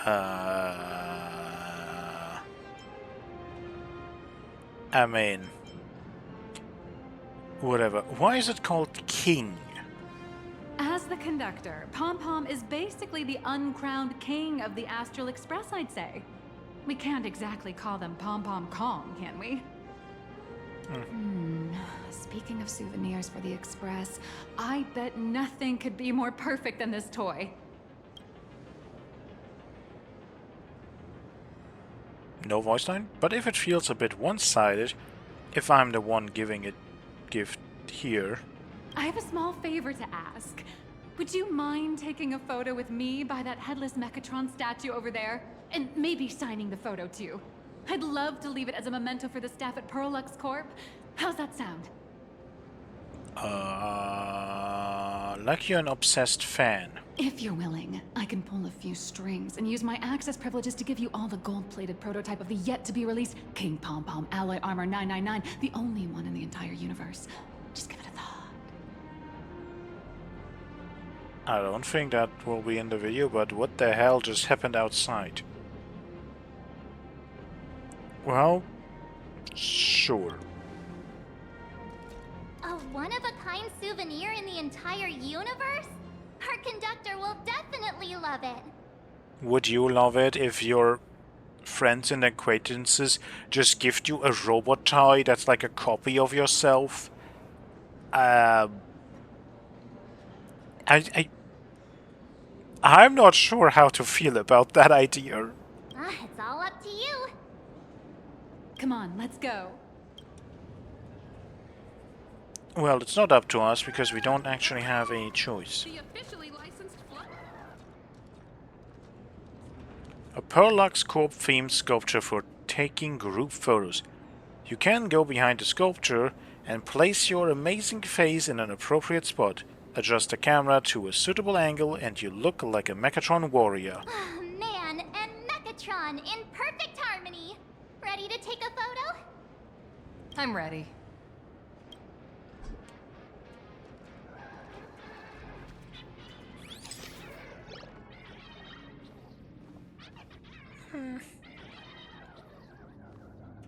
Yeah, kind of. Otherwise, it doesn't fully line up. I love this one so much. I suddenly have the selfish urge to keep it all to myself.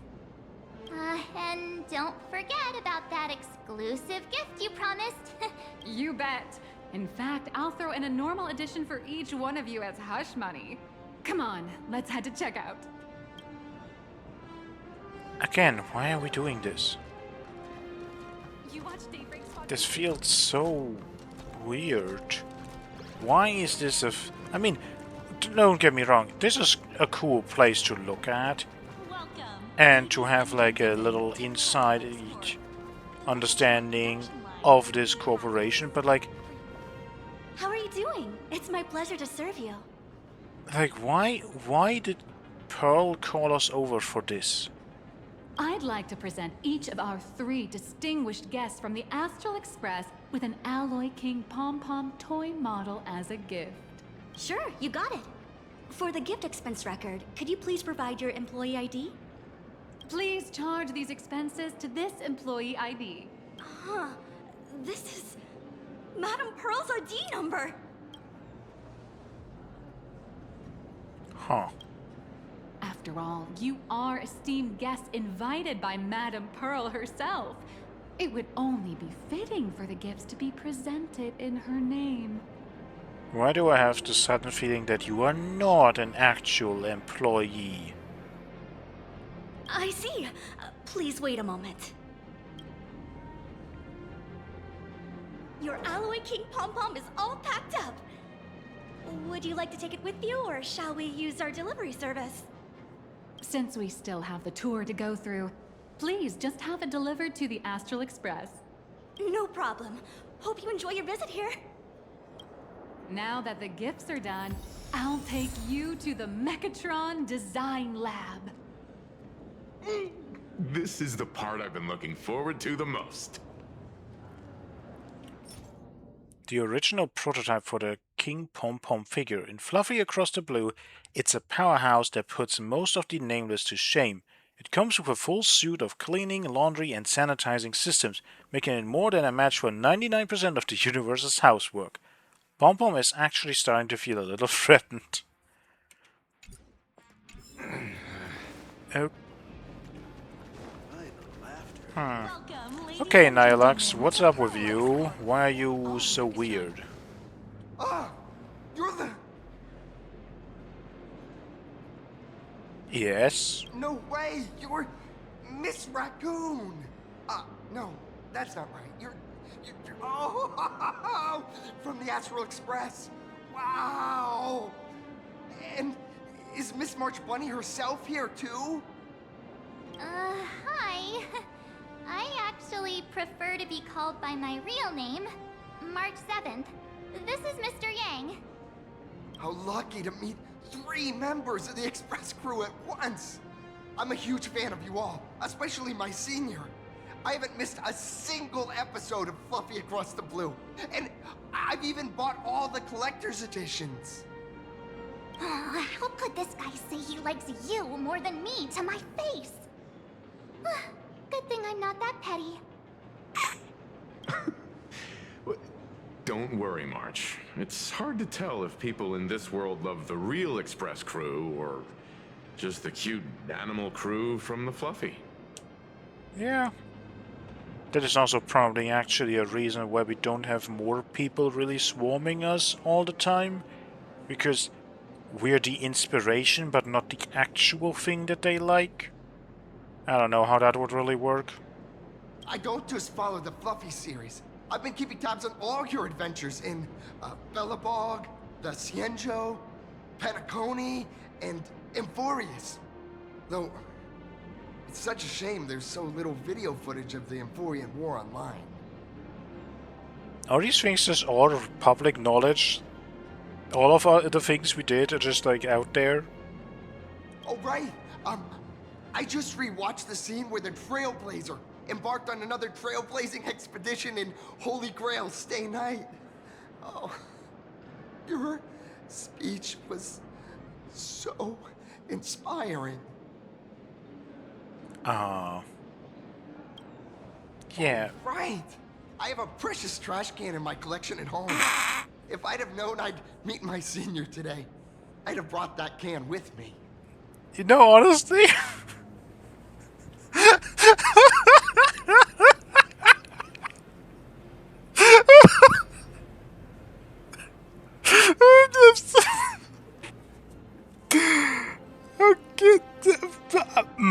I can't talk for that.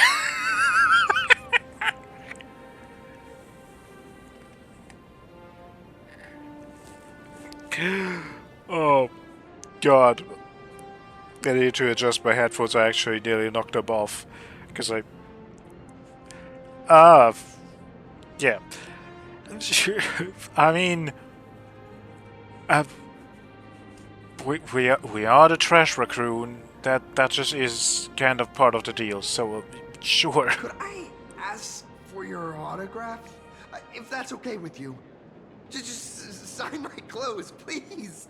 I'm never gonna watch this ever again. Oh, you're acting exactly like me from 10 minutes ago, kid. Yep. Don't worry, she won't fly away just yet. As for you, you've been chattering away non-stop. How about giving us a proper introduction so that your idol gets to know you better?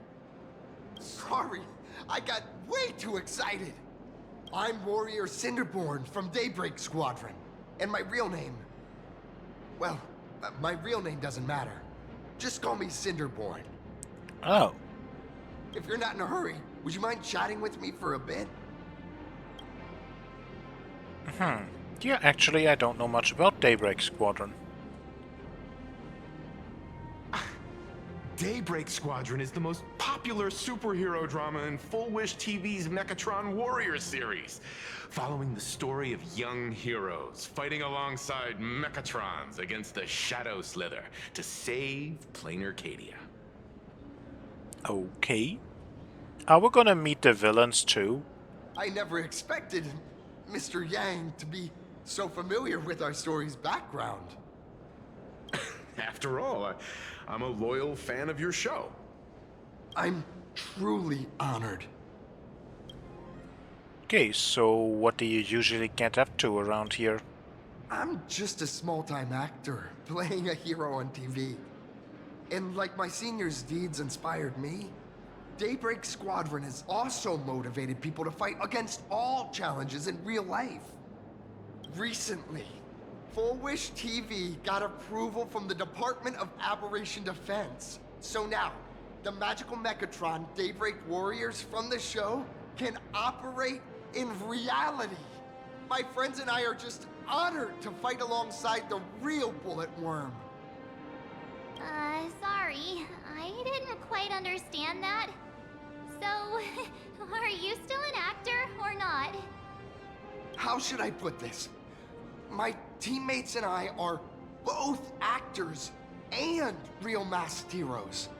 Whenever disaster strikes the city or evil threatens citizens, we show up alongside Mechatron warriors to protect everyone. Okay, but you're still acting a show and not taking the real things happening to make the show? A bit weird, but sure. What brings you to Perlux today?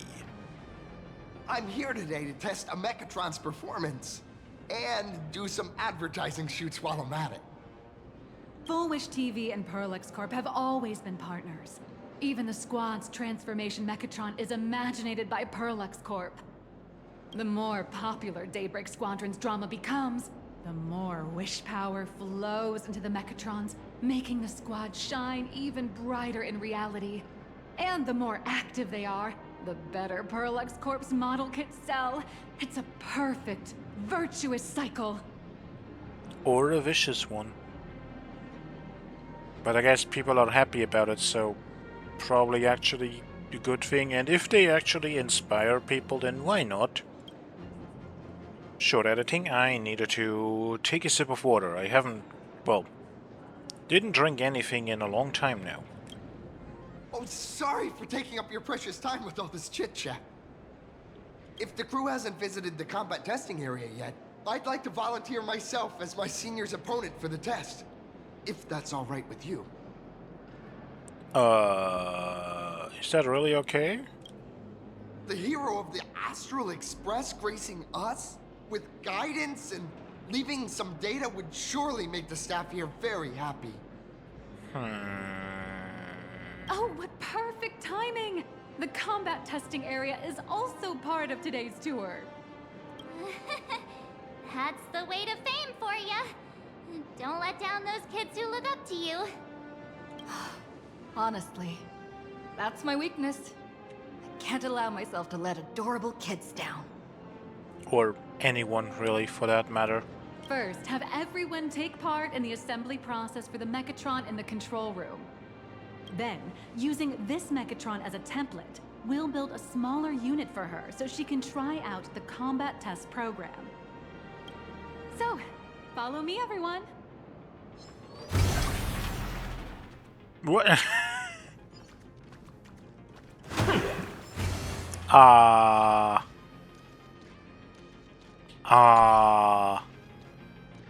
Yo boss, it's been a while, so what do you think? Any improvements for my imitation? How did you become an exhibit? Because the Neptune on stage is me. Fur Reflecto. Boss, you probably don't know the full story. There used to be a limited edition baseball raccoon figure from Fluffy Across the Blue sitting right here. But I figured that this fan creation strayed a bit too far from the original design, and honestly, it just wasn't exciting enough. That's why I created this recreation based on my own understanding. Please call it an art. Tons of visitors keep coming up to interact with me. Some pat my forehead. It feels so good that I start furrowing with delight. What does furrowing sound like? Do I want to know? Kind of. And some try to feed me instant noodles. I told them I don't like those and prefer leaves. It totally freaked them out. Yeah, you're acting completely out of my character. Well, still doesn't really appreciate me. The mighty Fur Reflecto. Maybe I can prove myself in a head-to-head showdown. You'll finally see what I'm capable of. Well. Oh, and we get to see whatever these are. Your imitator has come to challenge you once more. As the civilian Mechatron. General Purpose Mechatron from Planacadia. The letters SD are from the initials of Sorry Dunno. What do you mean? We had no idea what to come up to. The intern wrote Sorry Dunno, and now it's like, well, that's the name. Sounds cool. I wouldn't be surprised if even in real life some things are just named like that because people just didn't know what to do and we're gonna come up with whatever the hell that means later on. Okay. Strength boost. Uses windmill defacer in the next action. Okay. What do you do? Boosting strength. Enter strength boost state. Uses windmill. Okay. Windmill defacer. Deals physical damage to one designated target and grants the target team punchline, with a chance to cause the attack target to enter the strong reverberation state, which is a stun. That's not nice, but it is of course elation stuff. When in the strength boost state, this unit immediately takes action after being attacked. Has a low chance to deal physical damage to a random friendly unit adjacent to this unit and grant the target team punchline. Otherwise uses windmill defacer on a random target. If the damage taken in this attack is elation damage, this attack will always attack a friendly unit. This effect can only trigger a maximum of one time while in the strength boost. Okay, so if you have the elation team, this enemy is just super free, but if you don't, then oh no. Well, let us see. Eye for an eye. Fight to the death. Okay, they die with one of Ashvale's attacks. Huh. Gut says you're shady. That's all. Show me what you can do. You didn't really do that much. Okay. Boss, did I show you the true soul of a fan creation? An abstract soul right there. Whoa, you really get it. The soul of art is abstraction. I'm itching to get started and can't wait to dive into my new training. See you next time, boss. I kinda like the furballs, even though they're very weird. What the hell is going on? We don't get to have any info on that. Basic model Mechatron. Look over there at the distant Parallax Tower. 2 baby Mechatrons. Aw, they're learning the art of the hunt from humans. Shh, let's not startle them. What is this? Speed type Mechatron. After learning from a colleague's mishap of not doing a leg day all... Ah!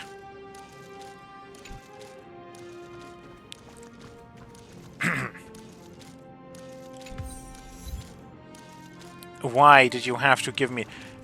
I want... I just want to read... Why is this so annoying? Why can't I just instantly... After learning from the colleagues, not doing a leg day at the gym, this Mechatron doubled down on its training regiment. Powerful muscular thighs. However, it seems something more important was forgotten along the way.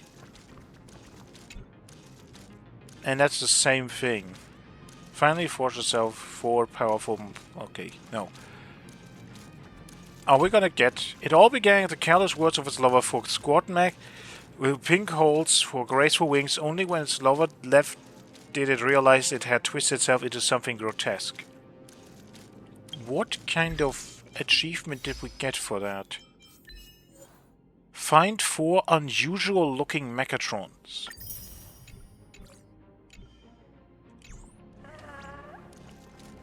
Oh, I guess that one counts.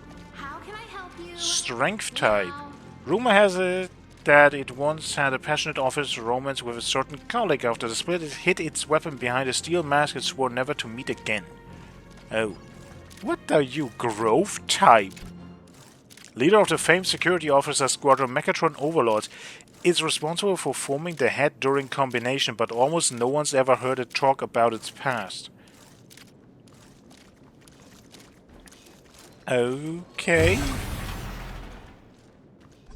What are you doing? Why is there someone just posing in front? Oh, well. I guess you have to do superhero poses if you want to sculpt superhero robots. Actually, that completely... Yeah, no, makes sense. This is Parallax Corp's Mechatron Imagenesis Design Lab. 15 years ago, the first Mechatrons of plain Arcadia were born here, and they immediately gained widespread social influence upon their debut. Today, Mechatrons have become the most common and iconic symbol throughout the streets. You could say that Mechatrons are the first and currently only Imagine that can be mass-produced on assembly lines. Yeah, do we need that many? Imagine such as Mechatrons, which can be produced and discontinued at will, are the perfect residents for Plain Arcadia, and perhaps the perfect IPC employees too.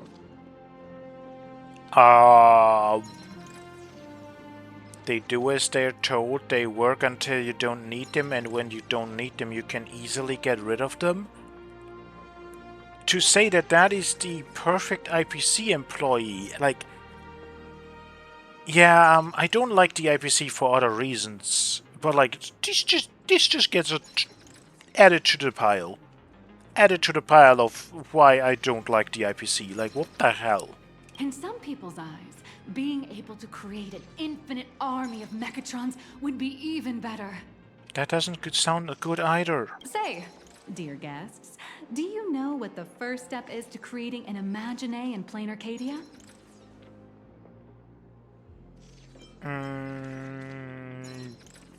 I mean... Probably we have to actually submit an application right now because of laws, right? Well, in a way, that answer isn't exactly wrong. That's not what you were getting at, okay. But just like how human laws can't control wind and rain, an average of 220,000 unauthorized Imagine come into existence each year through humanity's intentional or unintentional creation. And the Department of Aberration Defense can only turn a blind eye. Drawing the physical form means humans using brushes to give shape to fictional beings, which was originally the domain of professional artists. But here, collective creation and standardized Mechatron blueprints have replaced traditional artwork, improving standardized workflow efficiency and reducing wish power resource waste. In short, this is the industrial revolution everyone's been chasing. But it is also a bit less creative, is it not? You're just making robot lookalikes. It has a very distinct kind of style, and you don't really stray away from that.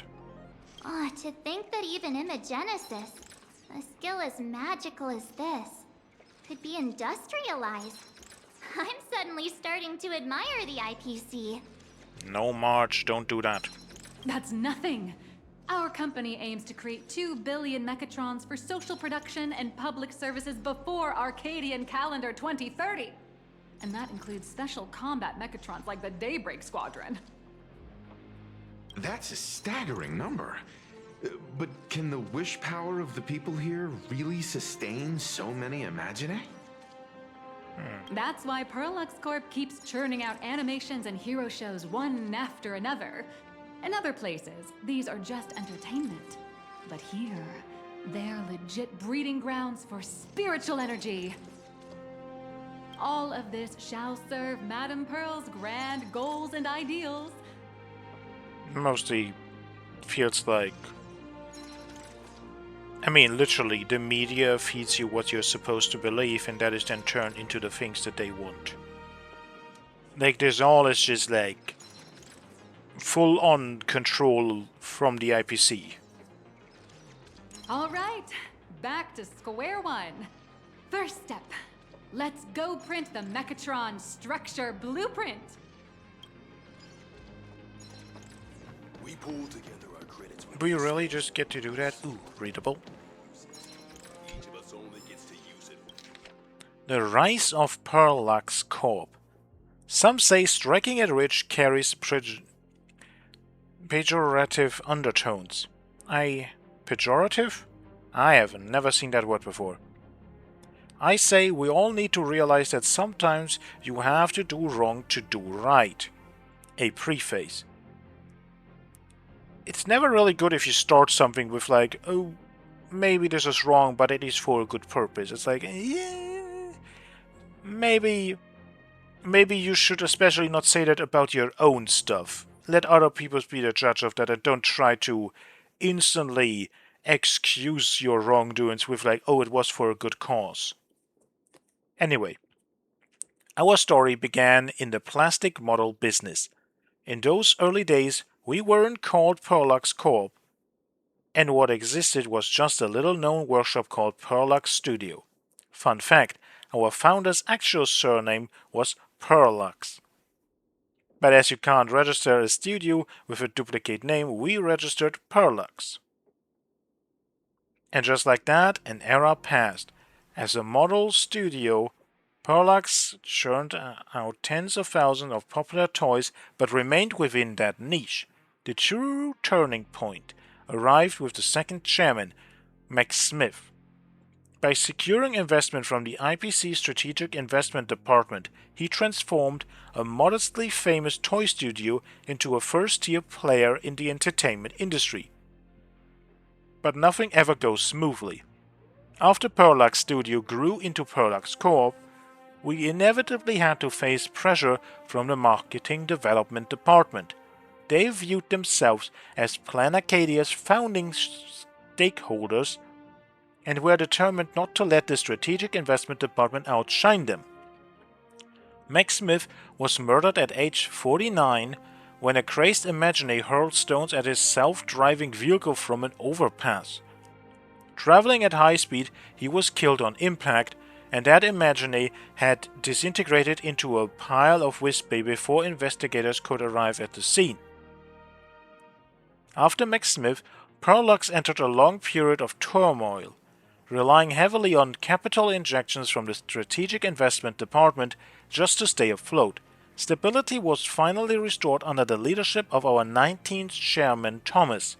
Prior to joining Perlux, Thomas was already a well-known entertainment producer in Plan Acadia. After acquiring shares in Perlux, he successfully pushed through multiple projects and significantly improved employee benefits across the board. These moves not only boosted our internal solidarity, but also upended the Marketing Development Department's low-wage strategy, thereby establishing our dominance in Plan Acadia's entertainment market in one fell swoop. Thomas worked diligently until his retirement at 85. After 50 years of service, by then, Perlux had become an interastral media conglomerate with a hand in every major entertainment venture across Plan Acadia. Following Thomas, the chairmanship passed briefly to Mr. Kent before coming to me, Pedro Kuwabara. Some say I'm a descendant of that legendary genius, but that's just a misunderstanding born from our shared surname. Okay. Honestly, as the 21st chairman, I don't think I contributed much to the corporation. If I had to name one thing, it would be selecting Pearl as the 22nd chairman. But whether that decision was the right one, well, only time will tell. Time will test her and test all of us well. Pedro Kuwabara, 21st chairman of Parallax upon departure. It's very weird though that they chose that name if it has nothing to do with D. Zanda 1 Kuwabara. Like, that is just a name that, like, why would you choose that? Interesting.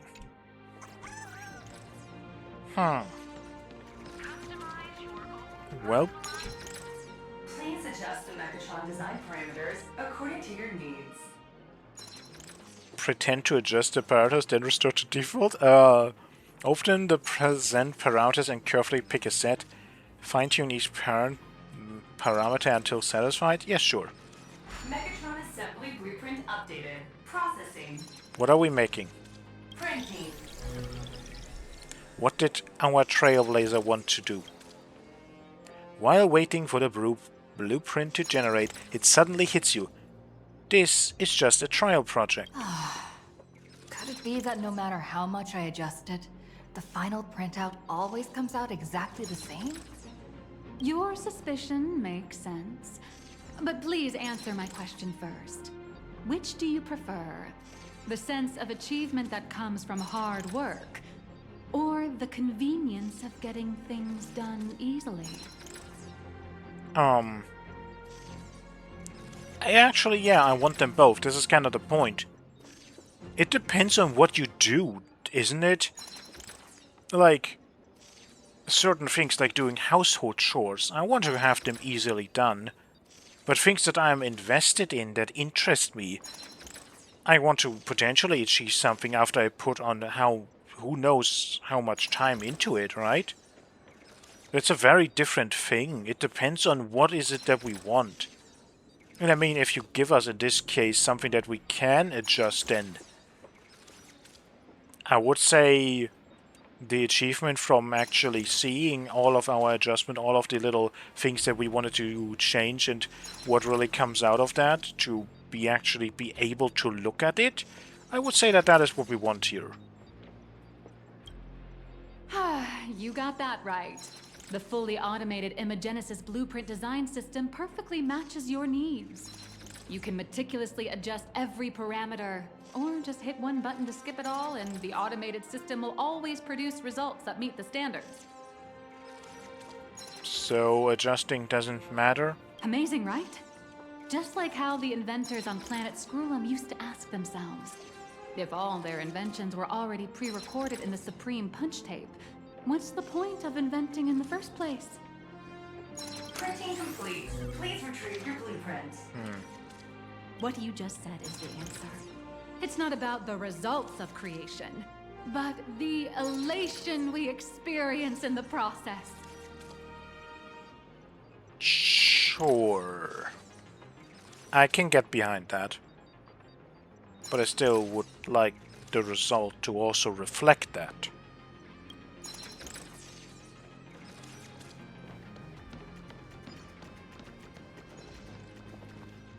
Oh, hello. But please, show me your Mechatron assembly blueprint. No problem. The blueprint has been recorded. The Mechatron parts are ready to go. Hope you enjoy the experience.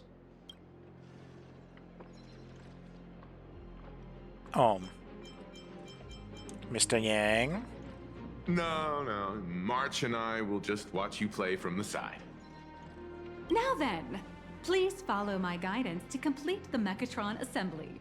This experience mainly involves assembling 3 parts: the arm, the shoulder armor, and the Daybreak blade on the back of the Mechatron. That's okay, very specific parts that I wouldn't necessarily would have put as the most important ones, but okay. Go for it, little raccoon! Assemble the Magico Mechatron Daybreak Warriors and save our city! All right, everyone, I'm heading out.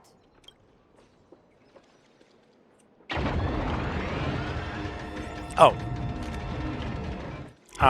Yeah, I was gonna say, are we gonna minigame it? Yes, we are. We're gonna...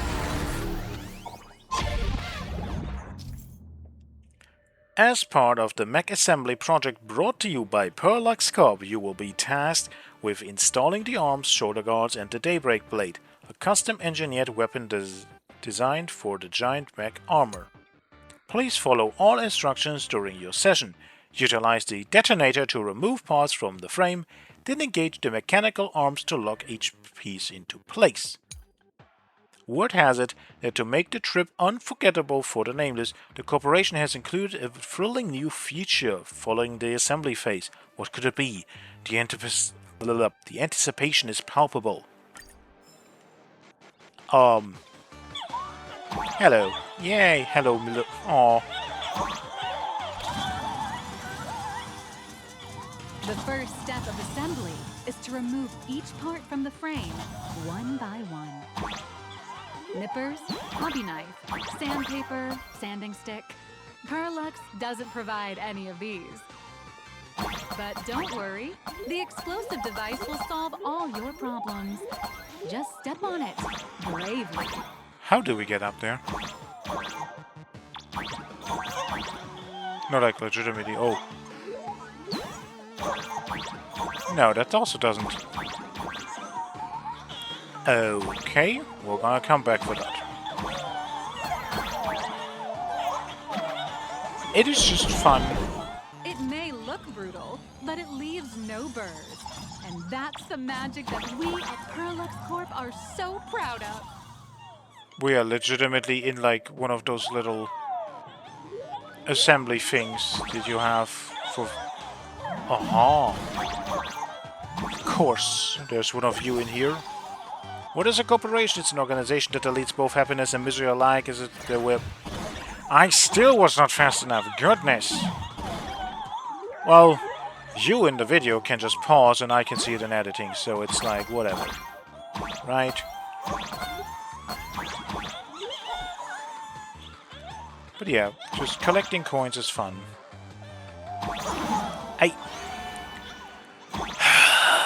Even when I know that I am the most terrible person when it comes to judging distances, I still mess it up somehow. You'll probably get something if you collect like every single coin. We're not gonna do that.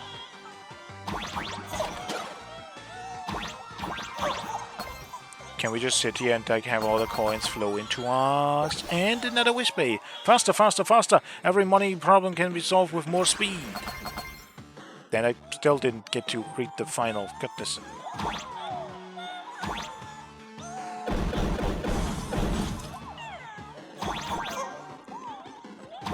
Is there more? Let's escape from the... Hello. We can't shoot in there, so we just get to look. Okay, we can teleport into different... Step on me! I... see...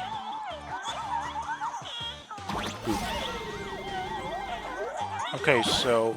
No. We need to go back, then go down, so that we're now in here. Then we can go back again. Then we can go back down now. The door is open. And then we have more things to step on. Why are there Wispy that want to be stepped on? Also, I'm paranoid with all the Please hidden activate walls. the mechanical maintenance arm and align it with the shoulder joint base to connect the arm. Whatever you say. Oh, we're just we're finishing it, right? So we're just doing the thing. We're done with the arm for now. That's why it's only arm, shoulder, and blade, because everything else is finished. We're not actually making a new one, right? We are already at the assembly. And adjust the mech armor to the shoulder armor panel position.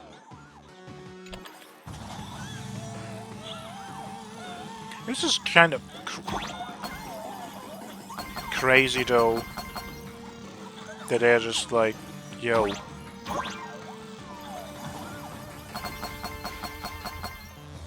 Like, did they actually...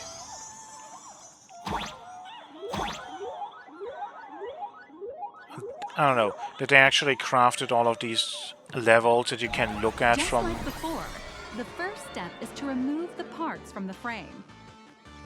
From these different places. That's, I don't know, that's kind of really cool. Ooh, Artificial we're gonna do... gravity field adjusting. Please exercise caution. Oh, this is trippy. Activate the thruster and push the shoulder armor towards the unit interface. Yeah. But first...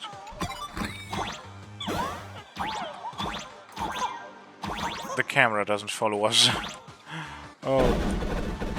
I don't know. I think these kind of mini-games, they're nice. They're always kind of fun. They also kind of are just... Can we? Not really. Okay. We're gonna have to get that on another time.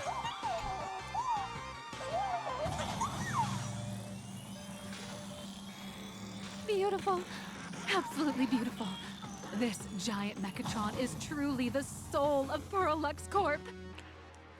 Wait, it is literally being assembled while in the lobby. So people who are in there could accidentally just get into the process. For the final part, please install the Daybreak blade on its back.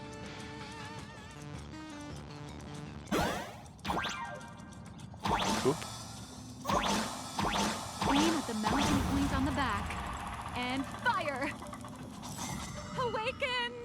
Daybreak Blade!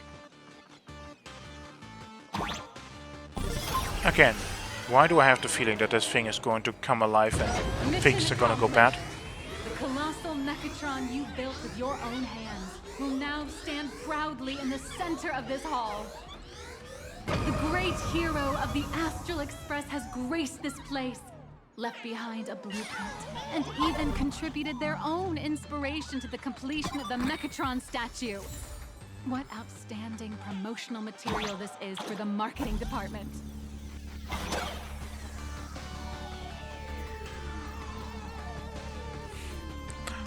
I love these little whispers.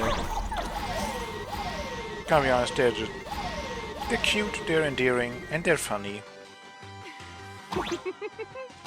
A new hero is born right here. Step forth, Miss Little Raccoon, and become the guardian of Plain Arcadia.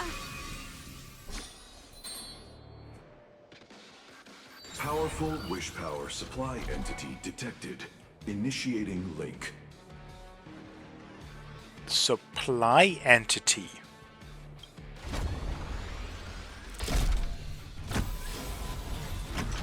Mechatron synchronization rate 15%. Assembly complete. Could the next step be? Don't do anything stupid now. That's right. With the completion of the Mechatron assembly, it's time for some heart-pounding combat. I mean, you said you're gonna make a smaller version that we can test, but like, you did it the same time? While we only attached one arm, you made the entire thing and all? I'm not gonna ask questions. Mechatron synchronization rate 39%. 42%. Your little fanboy, Cinderborn, is eagerly awaiting some pointers from you. While we can't power up this big guy, I've printed a small unit. Now it's time to show you how a Mechatron fights.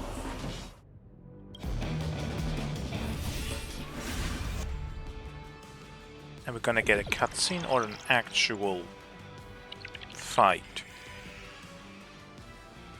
I merged with the Mechatron? Where am I now?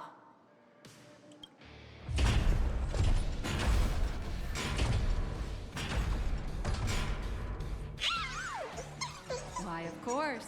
It's the combat testing sandbox. Look, those dazzling colors are like an express train traversing through the stars. Enhanced full body armor, a steadfast shield for the people. What a powerful strike! That's our hero, Little Raccoon! Our hero has blocked by illegal buildings! City, what are you doing? What the actual... Choice left. Smash into pieces, hero!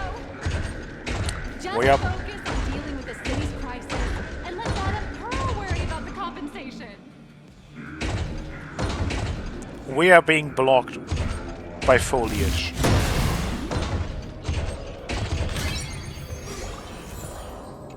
Like...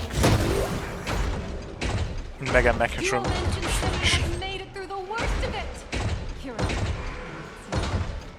Do we... or wipe out the monsters entirely?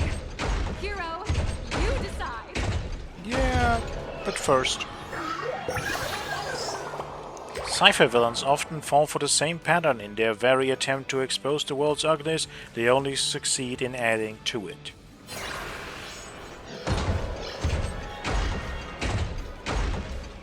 We can't run or anything, but like...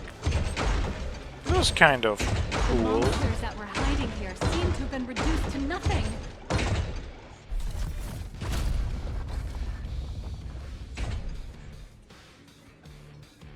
Could it be the one and only trailblazer of the Astral Express walking towards us? I mean... you knew that that is what we were, so yeah. Galactic Baseballer! We've been expecting you. So the giant shadow crisis in Duomension City has been dispelled. The real battle for you and the Daybreak Squadron is only just beginning. As the old and new generations of superheroes, you will face off here to determine the victor! Is that necessary? Forged by raging fire, burn away the darkness, the star that sets the world ablaze! Freeze, Weaver! Okay, I'm loving this. Lights in the skies, flames of lightning! From the blue heavens descend, Azurling! Ka! Shatters the eternal night, light blazing bright, the radiant bow of hope, Dawn Lance! Cut through despair, unyielding blade of steel, edge that never fades, Cinderborn! You can do it, friend! Darkness waits, and dawn awakens! The Daybreak Squadron arises! That was actually cool. This is an official challenge from the Daybreak Squadron, great hero of the Astral Express. As a somewhat old Power Rangers fan, every single time a reference like that gets done well, I'm like, yep, sure, why not? Like, this is kinda neat. If we defeat you, we hope you'll accept our invitation to become the honorary Phantom 5th member of the Daybreak Squadron and help us safeguard the peace of Plain Arcadia. Huh. I mean, it's weird that we would be a second honorary member, but okay. Ha ha! I admire your confidence. Hey, Greg, didn't you have something to tell your hero? Now's your perfect chance!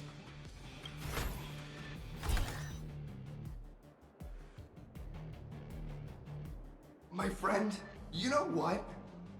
Every time I transform into a Mechatron, I imagine I'm you. I think about what you would do when facing danger. It is your adventure stories that give me strength.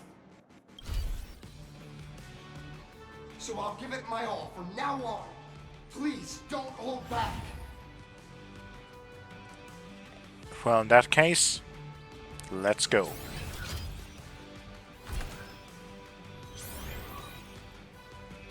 Now then, let's settle this on the horizon where the vengeance moon rises!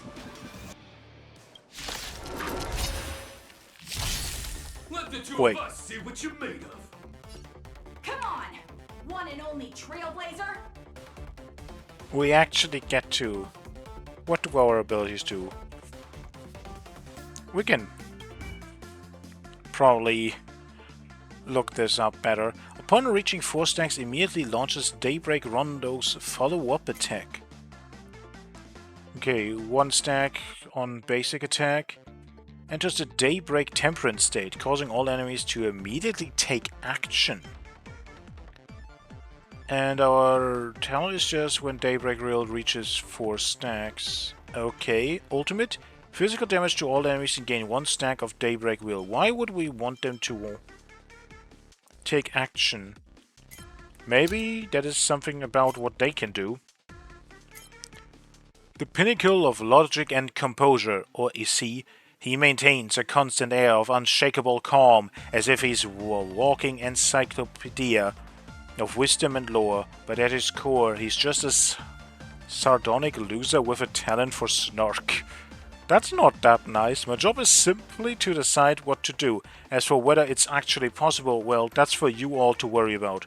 Holy aha, you guys are actually doing it. Cleaving the heavens, wings spread like lightning, warrior of the Cyan Welkin, Azure Wing Warrior, darkness wanes and dawn awakens, the Daybreak Squadron arises. Okay, quantum damage to 1 target, to blast, and increase this unit's speed. Again, why would we make you want to go? A flamboyant warrior and the eldest of the group, though not the brightest, she sees herself as the team's guardian but always ends up as the comic relief. Look, I did say I'd protect you from the creepy crawlies, but isn't this one a bit excessively massive? Stay away from me! Dispelling the eternal night, a radiance like a blazing torch, the shining prayer, Dawnland's warrior. And the same Daybreak Squadron. Okay, this is also just a single target and a blast. There's nothing... Huh, why would we want to... Oh, it is... No, causing Daybreak Temperance State. I want to know what this really does. It doesn't say it, but when we get attacked, we get stacks. Okay. Okay, they have cool-ass animations. What the hell is this? Why? Okay, no. Like, let's talk about this. Why does this game just have a random thing like this that has this kind of production value? This is just... Like, is this gonna be a recurring bit that we're gonna do? That we're gonna fight alongside these heroes now? Like, we just have an extra freaking character that we're fighting as. This is a full modeled model. With mechanics. What the hell?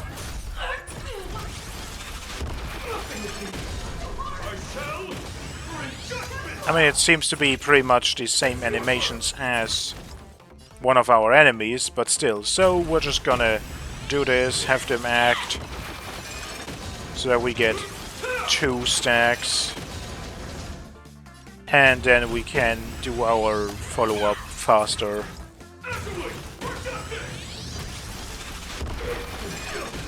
As expected of the Astral Express hero. So powerful! Well, once more, for good measure. Leave it to me! Boss, Gray, I'll leave the rest to you. The honor is mine to cross blades with you. As heroes, we'll never back down!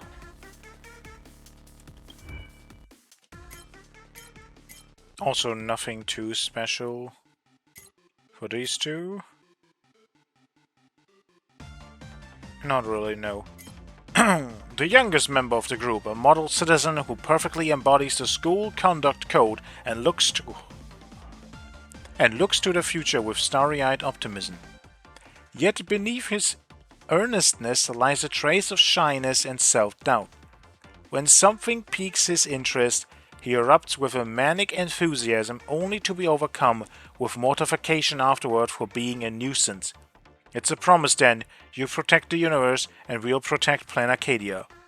Cleaving through despair, a blade as sharp as steel, the undying edge, Cinderborn warrior. The captain of the Daybreak Squadron. An irrepressible optimist capable of ignoring any cloud of gloom, and a total happy-go-lucky hot-blooded idiot. A 1% success rate is nothing but numbers on a page. We'll just bridge the gap with courage, friendship, and pure willpower.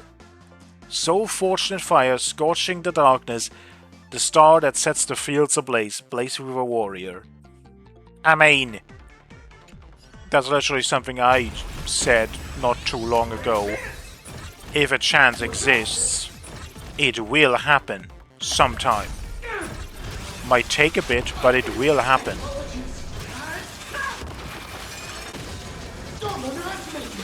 Okay, they all have like the same animation, so it's not that special, but still, it is still like a special fight.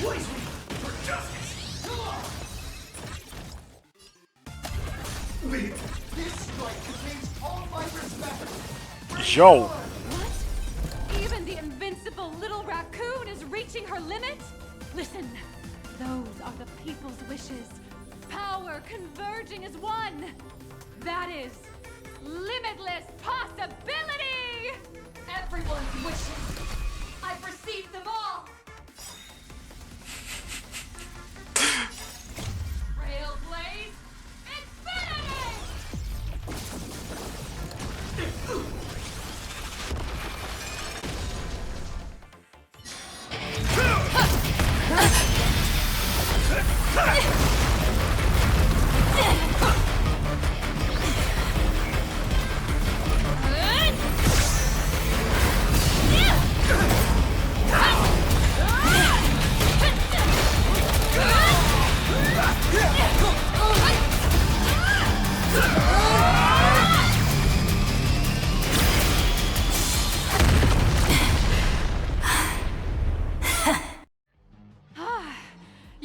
really got into character.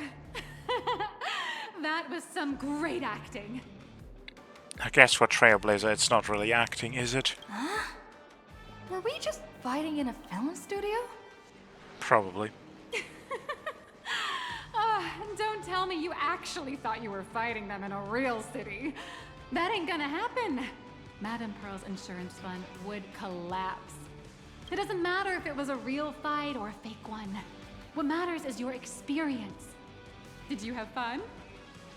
Heck yeah. The user gave us a 5-star review. Thank you for your kind feedback. Your satisfaction and approval are our greatest motivators. Looks like the Daybreak Squadron is waiting for you. You gave them quite a combat lesson, it appears. Why don't you go share a few words with those youngsters? That's just... Like, honestly, that's amazing. But I do have, like, the question of, like, are we gonna do this more now? Is this a recurring bit? As expected of my senior, that was awesome! My life is now complete. Before joining Daybreak Squadron, Gray had always been your fan. That kid knows every story about the Astral Express like the back of his hand. And he's always looked up to you as his role model. Even as his leader, I'm nowhere near as important to him as you are. Huh, what an amazing battle! Well, more than beating you, we were hoping Gray would leave a lasting impression on you. After all, being remembered by their idol is the highest form of praise for a fan, isn't it? Your team really gets along well. Oh, you bet. Besides my senior. My teammates in the Daybreak Squadron are the ones I trust the most. It's a shame, though. If she really could become the 5th member of our team, our recognition would rise even further. After all, many people still think we're just playing hero. That's only because we haven't done anything truly heroic yet.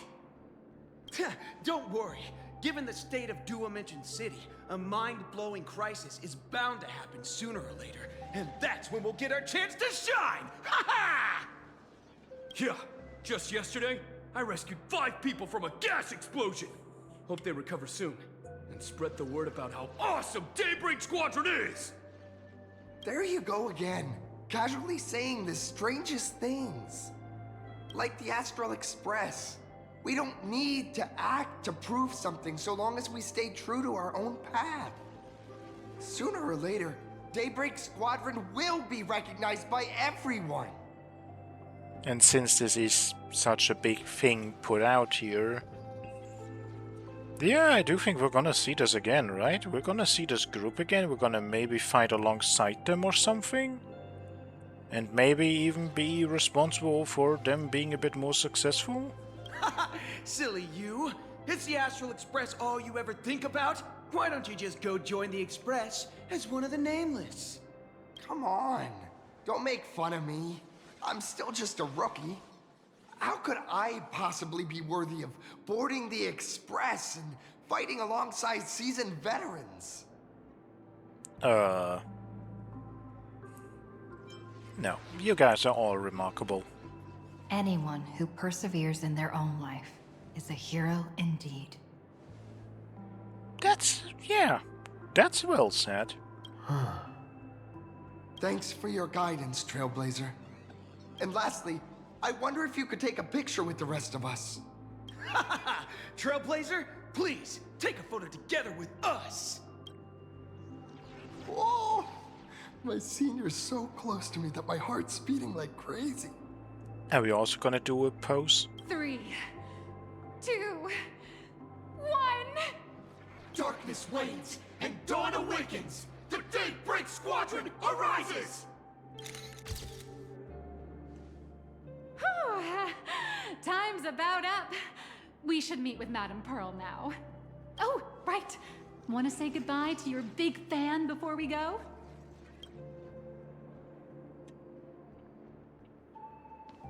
Oh.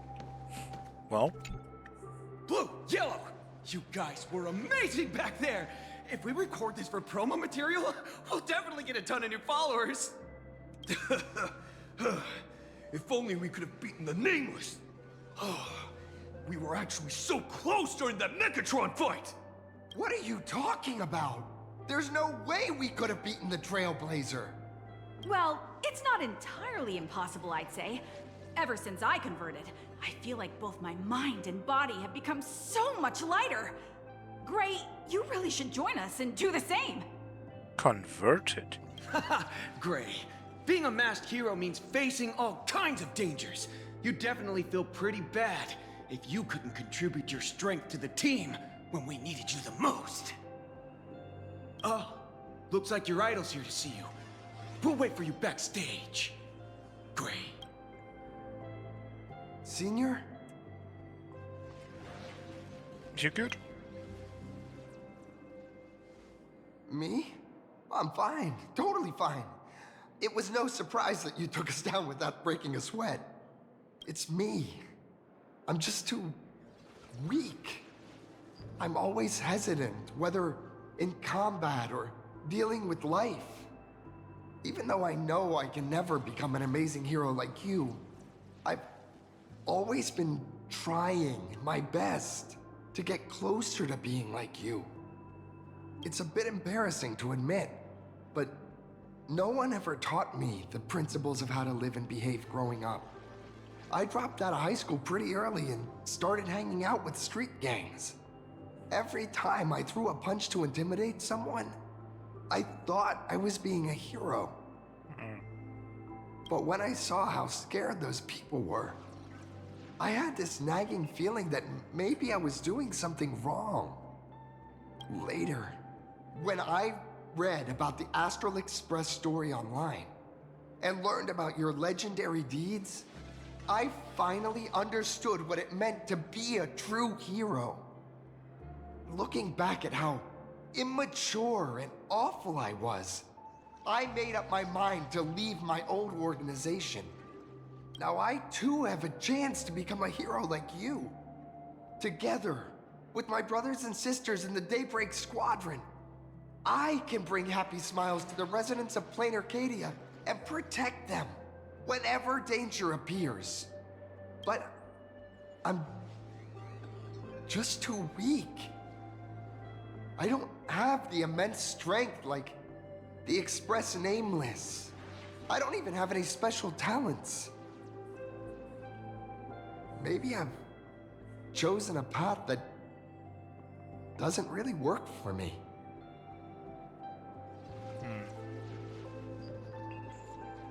Yeah, no. The desire to fight for others is a strength in itself. I don't want to give you empty platitudes about humans triumphing over fate. But I do believe that while kindness isn't something you can learn, strength is something you can acquire. Your desire to fight for those around you, and your wish to bring smiles to others, that's your greatest strength. Thank you, Trailblazer. Thanks for listening to my ramblings. Let me give you my autograph. Could you please sign that famous line? May this journey lead us starward? That one's not bad either. Oh, you actually... okay. Yeah, it was the stars that first set the Nameless on their journey. And now, I can see that same starlight in your eyes. I'll remember today for the rest of my life.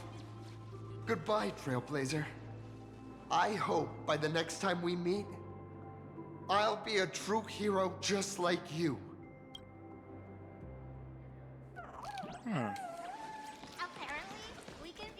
Well... Again, I think we're gonna see them again. Is it something that I misunderstood, or is there really something weird with how...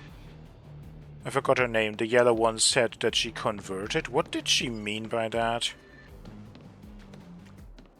Anyway...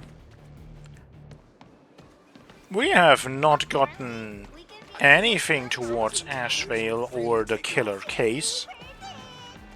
We've gone on a complete detour.